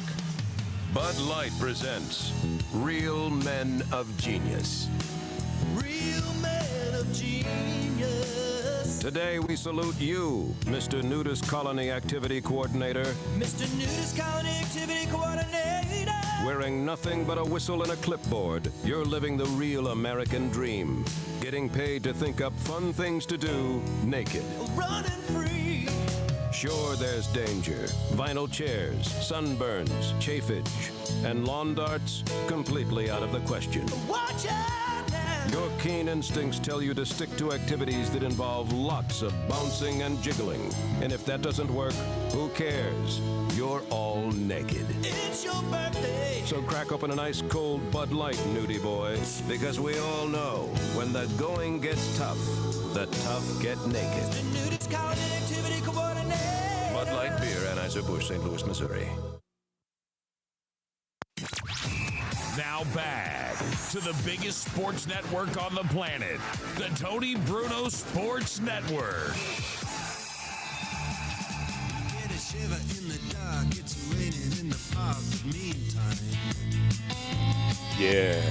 Sound of the river, you stop and you hold everything. More on that situation with the New York, New Jersey, Brooklyn Nets. The James Harden season-ending injury, if you are scoring at home. Since he was acquired by the Nets in the James Harden deal with the Sixers, after he was the number one pick in 2016, yeah. 3-time All-Star, 2-time All-Defensive Team, 3rd-time All-NBA selection, 2021 across 5 seasons. But after the Sixers lost that Game 7 in 2021 at home to the Atlanta Hawks, and never taking the lead again after Simmons passed up that open layup in the closing minutes of the fourth quarter, he decided he wanted to trade, sat out the following year. Sixers traded him to Brooklyn for James Harden. Simmons then wound up playing for Brooklyn. That's not playing for Brooklyn that season because of back issues. Then he played 42 games last year before his season ended early because of more back issues. So since being acquired by the Nets in that James Harden trade, Ben Simmons will now have played 57 of a possible 190 games with that franchise, all for just the actual and affordable retail price of $40.3 million. How much is that per game? Now, again, you're asking me to do math, Robin. Okay, wait. Let's see. So if you play in 57 games, I have to do this. Yeah, we have to get a calculator. Okay, how much was the total price? Well, Well, that's the contract for what's this the contract? season. What's the contract? He has an expiring contract for the 2024-25 season for $40.3 million. So I don't know what the total number was. 0.3. He's only played 15 1, games 2, this 3, year. 4, 5, Mm-hmm. 6. So let's break Divided down. by 50. 57. 7. So that ends up being How much per game, Robin?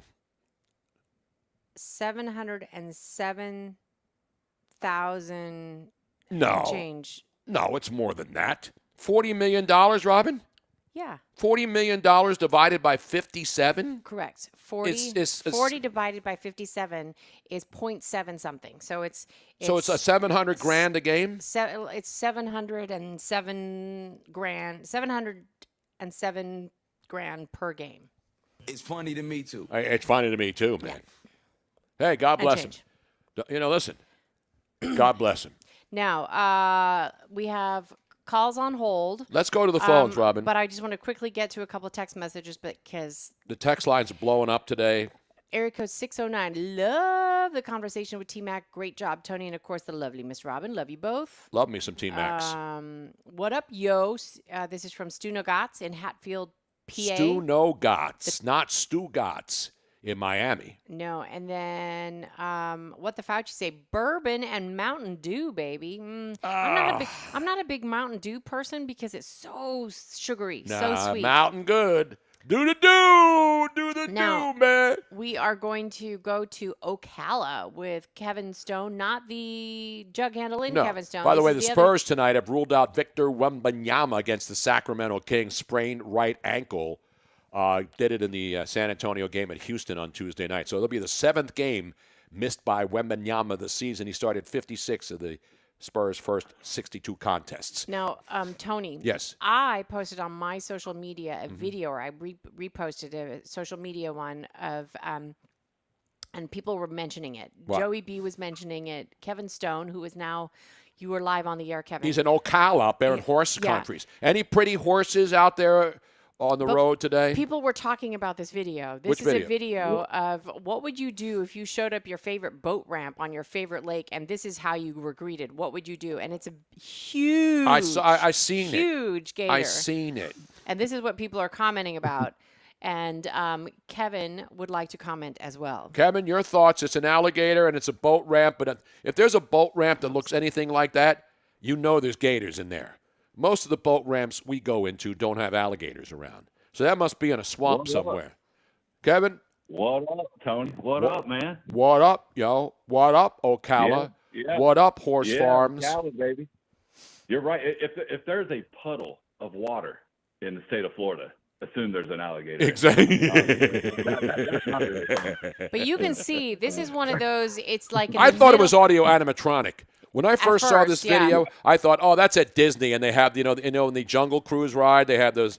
No, this is a real sumbitch. Yeah, this is a real sumbitch, and you can. No. It looks like it's somewhere in the middle of the state, and there's a lot of Lake George. I don't know. Is that where it is? It does. I couldn't tell where it was. That's got to be a 15-footer because you can't. You can barely see his tail sticking out at the other end.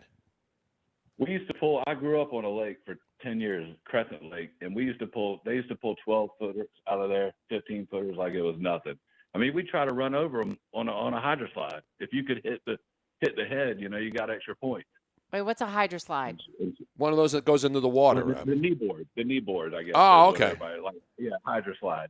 Hold on. Wait a minute, that's not dangerous, man. Hold on. Yeah, that's kind of dangerous, So you're bro. on a knee board, and you are going to purposefully try and run into a gator? Yeah, they usually go under before you can get to them. But man, if you could actually touch that sumbitch, what is wrong with you people? Man, they're more scared of you than you are them, Robin. I agree, man. I want to go out there and try to put my hands around and hold it down. Hold that sumbitch down. Exactly, man. Exactly. By the way, Mangle Mush says that the Ben Simmons per game. $702,000 a game. I said it was That's like good math, 700,000 and change. That's good. That's good math, man. Yes. Oh yeah. Well, speaking of gator, that was kind of the talk of last week. eaten gator. Yeah. So in tribute to that, I'm going to go down to the downtown Ocala market this Saturday morning. They have them every Saturday. Fresh gator? I'm going to go right up to those. Oh, yeah, man. I'm going to go get about a quarter pound, maybe a half pound of that gator. I'm going to fry some of that bitch up.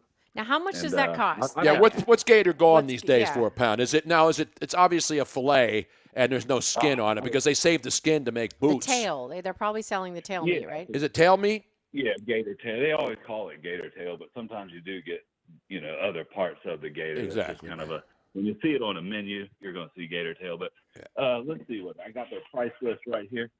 What's it going for these days? Now, are we in season now or are we out of season now? Is it always gator season down here? It's always gator season, man. Damn right, man. Let's see what we got here. I should have had that. That's on me. Give me a. I have to do. I'm glad. You know what? This is how good our audience is. They know. $15 a pound, baby. $15 a pound. Now you get a pound of gator. How many gator bites can you make with that, or how many steaks or fillets, or if you get for example, you get gator on a stick and you mix it in with a skewer. Yeah, like a skewer. How many pieces of gator can kebab? you gator kebab? How many you can get on that son bitch? It's a shitload, man. A pound. I'm not getting a whole pound. That's a technical term right there. A shitload. Shitload is an actual weight. You go into some of these, side, you get these little places that sell stuff on the stands. You say, give me a shitload of gator tail right now. Yeah, like what my cousin Benny when they said dead on balls accurate. Is exactly. That a term? Dead on balls accurate. Dead on balls accurate. Wait a minute, that's not bad. $15 a pound. No, you can't even get a cheap cut of steak for $15 a pound. No, and look at all that protein I'm getting, man. Yes, what exactly right, man. About 46 grams per quarter pound. I mean, in the nuggets, you say how many nuggets? Well, it depends on how big you cut them, man. I like mine nice and thick. And I like them thick too, man. I don't like any of them skinny gators. Yeah, but none of them little stringy gator tail that you get in these restaurants. You got to get it good. Like at the Catfish Festival in Crescent City, Florida, where they have the best gator. First weekend of April, if you've never been up there, Tony, to Crescent City, Florida, a town with one traffic light that doesn't even work. And that's my kind of town, baby. My kind of town. Oh, yeah. If you go there the first Saturday of April, you're gonna have the best country cooking and food you've ever. Swamp cabbage, strawberry shortcake, catfish. It's the best. It's the best. Now they got scrimps up there. They got big scrimps. Oh yeah. They got the big old large jumbo shrimp. Yeah. You got shrimp kebabs, shrimp scampi, shrimp etouffee. What other shrimp? Boiled shrimp, fried shrimp. Okay, we're gonna be here all day, guys. I've seen that movie. Now, Mangle Mush is asking, is gator okay for Lent on Fridays? Yeah, that's not meat. That doesn't count as meat. Why not? Because it's beef that you can't eat. Jesus said it's only beef. Meat, fish, chicken, fish, and gator are white meat. It's a fish. That's what I look at. Exactly right. It's in the water, so it's fish. Remember, Jesus was a pescatarian because he turned one fish into how many fish? And he made loaves. He had the miracle of the loaves and the fishes, right? So for Lent, a really good meal for Lent then would be gator and bread. Gator and bread. Gator sandwich. You got fried gator. You got broiled gator. You got blackened gator. Joe Quills, if you eat gator, do you have to say, see you later, alligator, when you put it in your mouth? Ba-dum-bum. See you later, alligator. After wild crocodile. I've only had one beer, too. I'm going to buy some fresh squash and zucchini, man. That's a good market, man. I already got my new garden. I got my garden already started out on the back porch, cleaned it out the other day. Hey, I'm gonna have another gigantic harvest. Flood City says that there's a letter from an LA bishop authorizing gator. As that you can eat it during Lent or on Good Friday. I don't know. Let me see. I'm going to see if I can look it up. Now, the bishop, eh? Yes. Bishop. I haven't seen a bishop since I played chess. This is for real. Well, if this is, we want to see. That's what's great about this is Flood City checking in. And what is Flood City, by the way? I don't Where is know. Flood City? I don't know, but is this breaking news? No, this is old. This is an old story, but he is absolutely. So it's breaking news here. Then let's go to our Inside Edition desk, and your correspondent. And this is thanks to Flood City that I found it. That I looked it up. The Reverend Gregory M. Amond, Archbishop of New Orleans. Is his last name Amen? Aymond. Oh, I thought his name was Amen. That would be a great last name. That would be a great name. Amen, Bishop. But he's the Archbishop of New Orleans, and in a letter, he clarified that it is okay to eat alligator on Fridays in Lent. Yeah, baby. Yeah. There it is. There it is. You're right. It's official. It's official. Came from the bishop. Yep. Not Amen Corner. That's going to be coming up in just a few weeks from now, ladies and gentlemen, as we get ready. 12, 13, 14. You know we're getting ready for, man. right? You got the great Jim Nance. Hello, friend. Hello, friend. Exactly right. Meanwhile, what's going on? We got to get the leaderboard over there and on the other side at the Arnold Palmer. What's going on over there on the Arnold Palmer first round? And let's get a leaderboard update on that sumbitch. All right, you ready? Vern Lundquist checking in from 16. This will be Vern Lundquist's final Masters tournament on CBS. I'm going to miss him. But this is the Arnold Palmer Invitational. And you know it's presented by MasterCard. McIlroy is featured in the second group. Let's go to Amen. No, they don't have an Amen Quarter. But it's beautiful over there. Have you been to that golf course? What are they? Bay Hill, baby. Bay Hill. No, ridden by it quite a few times, but never gotten in there to play it. There's some nice golf courses up there in Ocala, too. Some big sumbitches up there, man. We got the Golden Ocala, which has the replica holes. Like they have replica holes of the Masters. They got a few from, I think there's one even from Pebble Beach or so. But, it's pretty good. I played TPC. Up there? Grass, yeah. Love that. Love that. I've never played TPC, but I want to get on that course. I played Pebble Beach. I played Silver. I played really Marion, some of the really great courses, being a member of the media. But I got to get the clubs out and start swinging again, Robin. But I did find my clubs at least after how many years? 4 or 5 years of playing. I've known exactly where they were. I got to go out there, and as we like to say, I'm going to spank Whitey. I got to go out there and spank Whitey pretty soon before it gets too hot. Is that politically correct to say spank Whitey when you're hitting a golf ball, Robin? You can say anything you want about Whitey. You're damn right. You can say anything you want about Whitey. That's what's good about being white. You can rip whites without any repercussions. Yeah. All right, we got to wrap it up, brother. All right, man. Y'all have a good one. Take care. We'll see you soon. There it is, I'll ladies let you and know how gentlemen. that gator turns out. Ah, beautiful. We want pictures. Okay. Ladies and gentlemen, there it is. Don Wallace says he played PVC. It's a great course. A little plastic for me, though, but it's all white. Now, you can get the black PVC, so you won't be considered racist if you have white and black PVC at the same time. You know what I'm saying, Robin? You follow me? Mm-hmm. Tony, do we have time for one more phone call? Yeah, let's go to the phones. You know what I'm saying? Stephen Luker, you are on the air.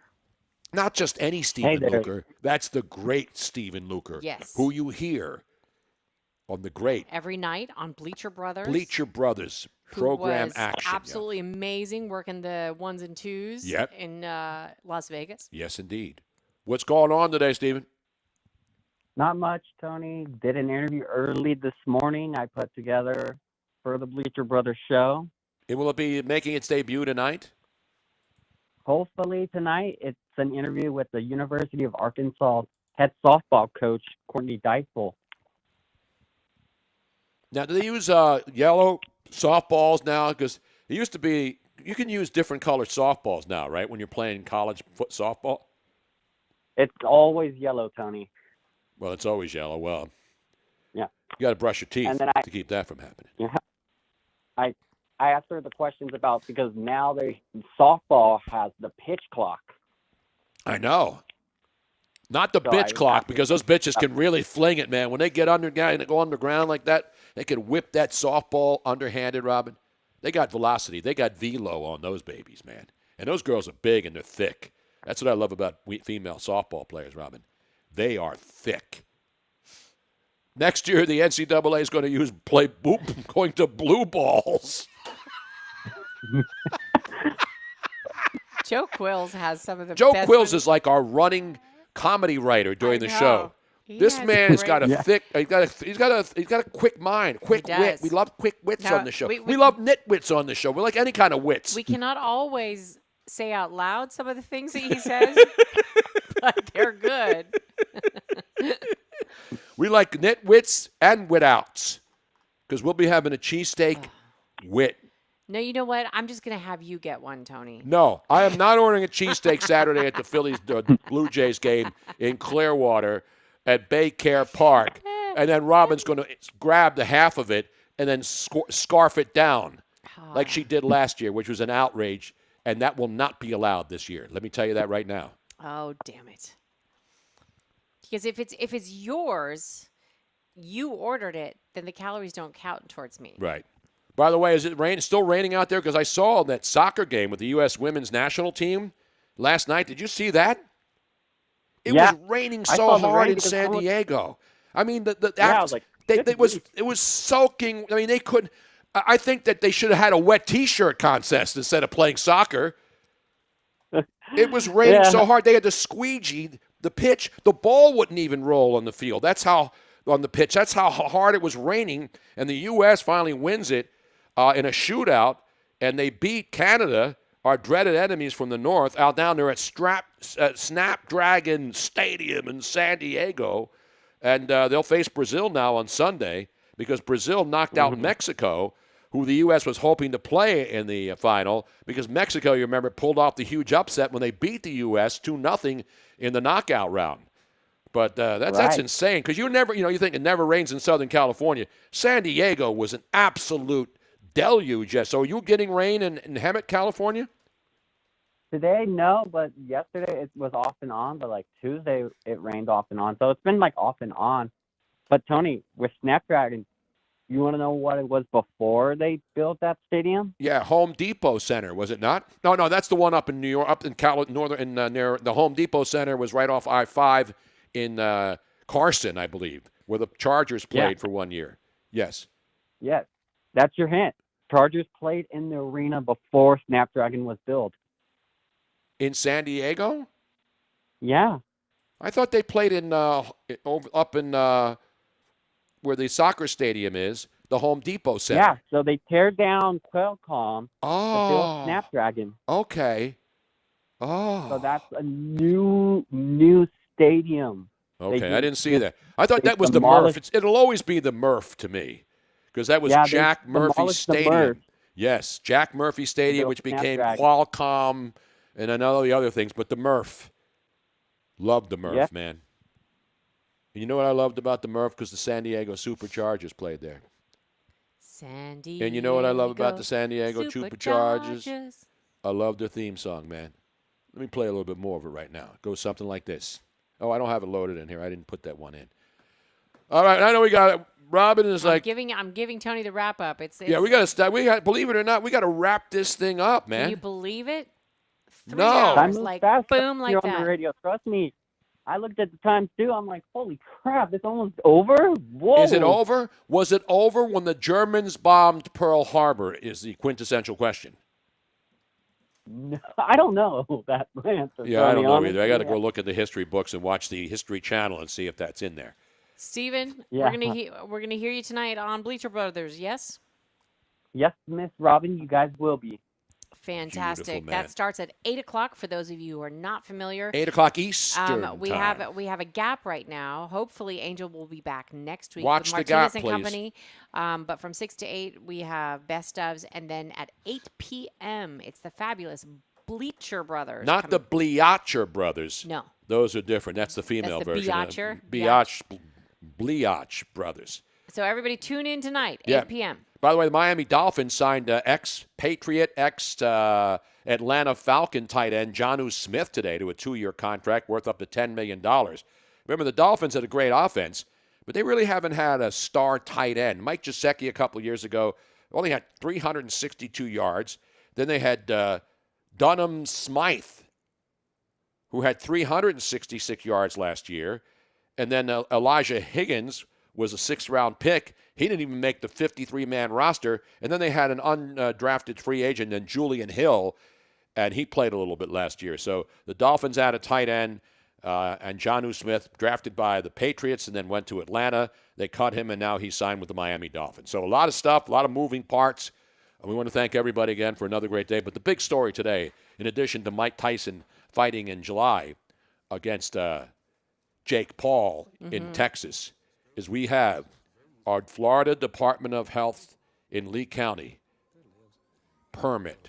Which means application. We should be able to break ground this month.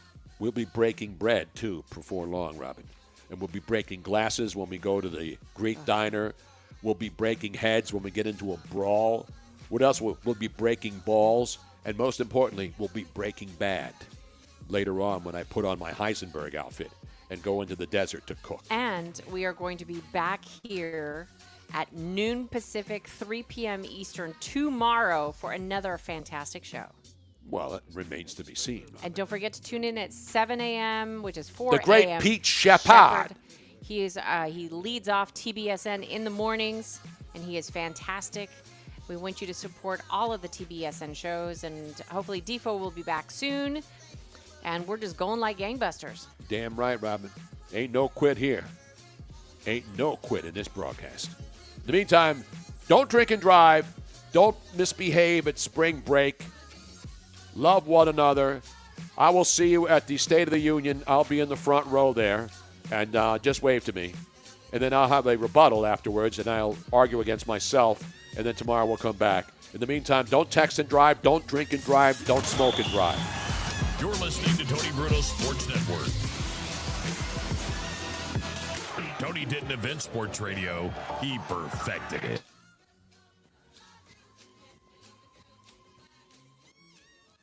Say goodbye to everybody, Tony. Hi. Good night, everybody. Good night, everybody. Good night, and God bless.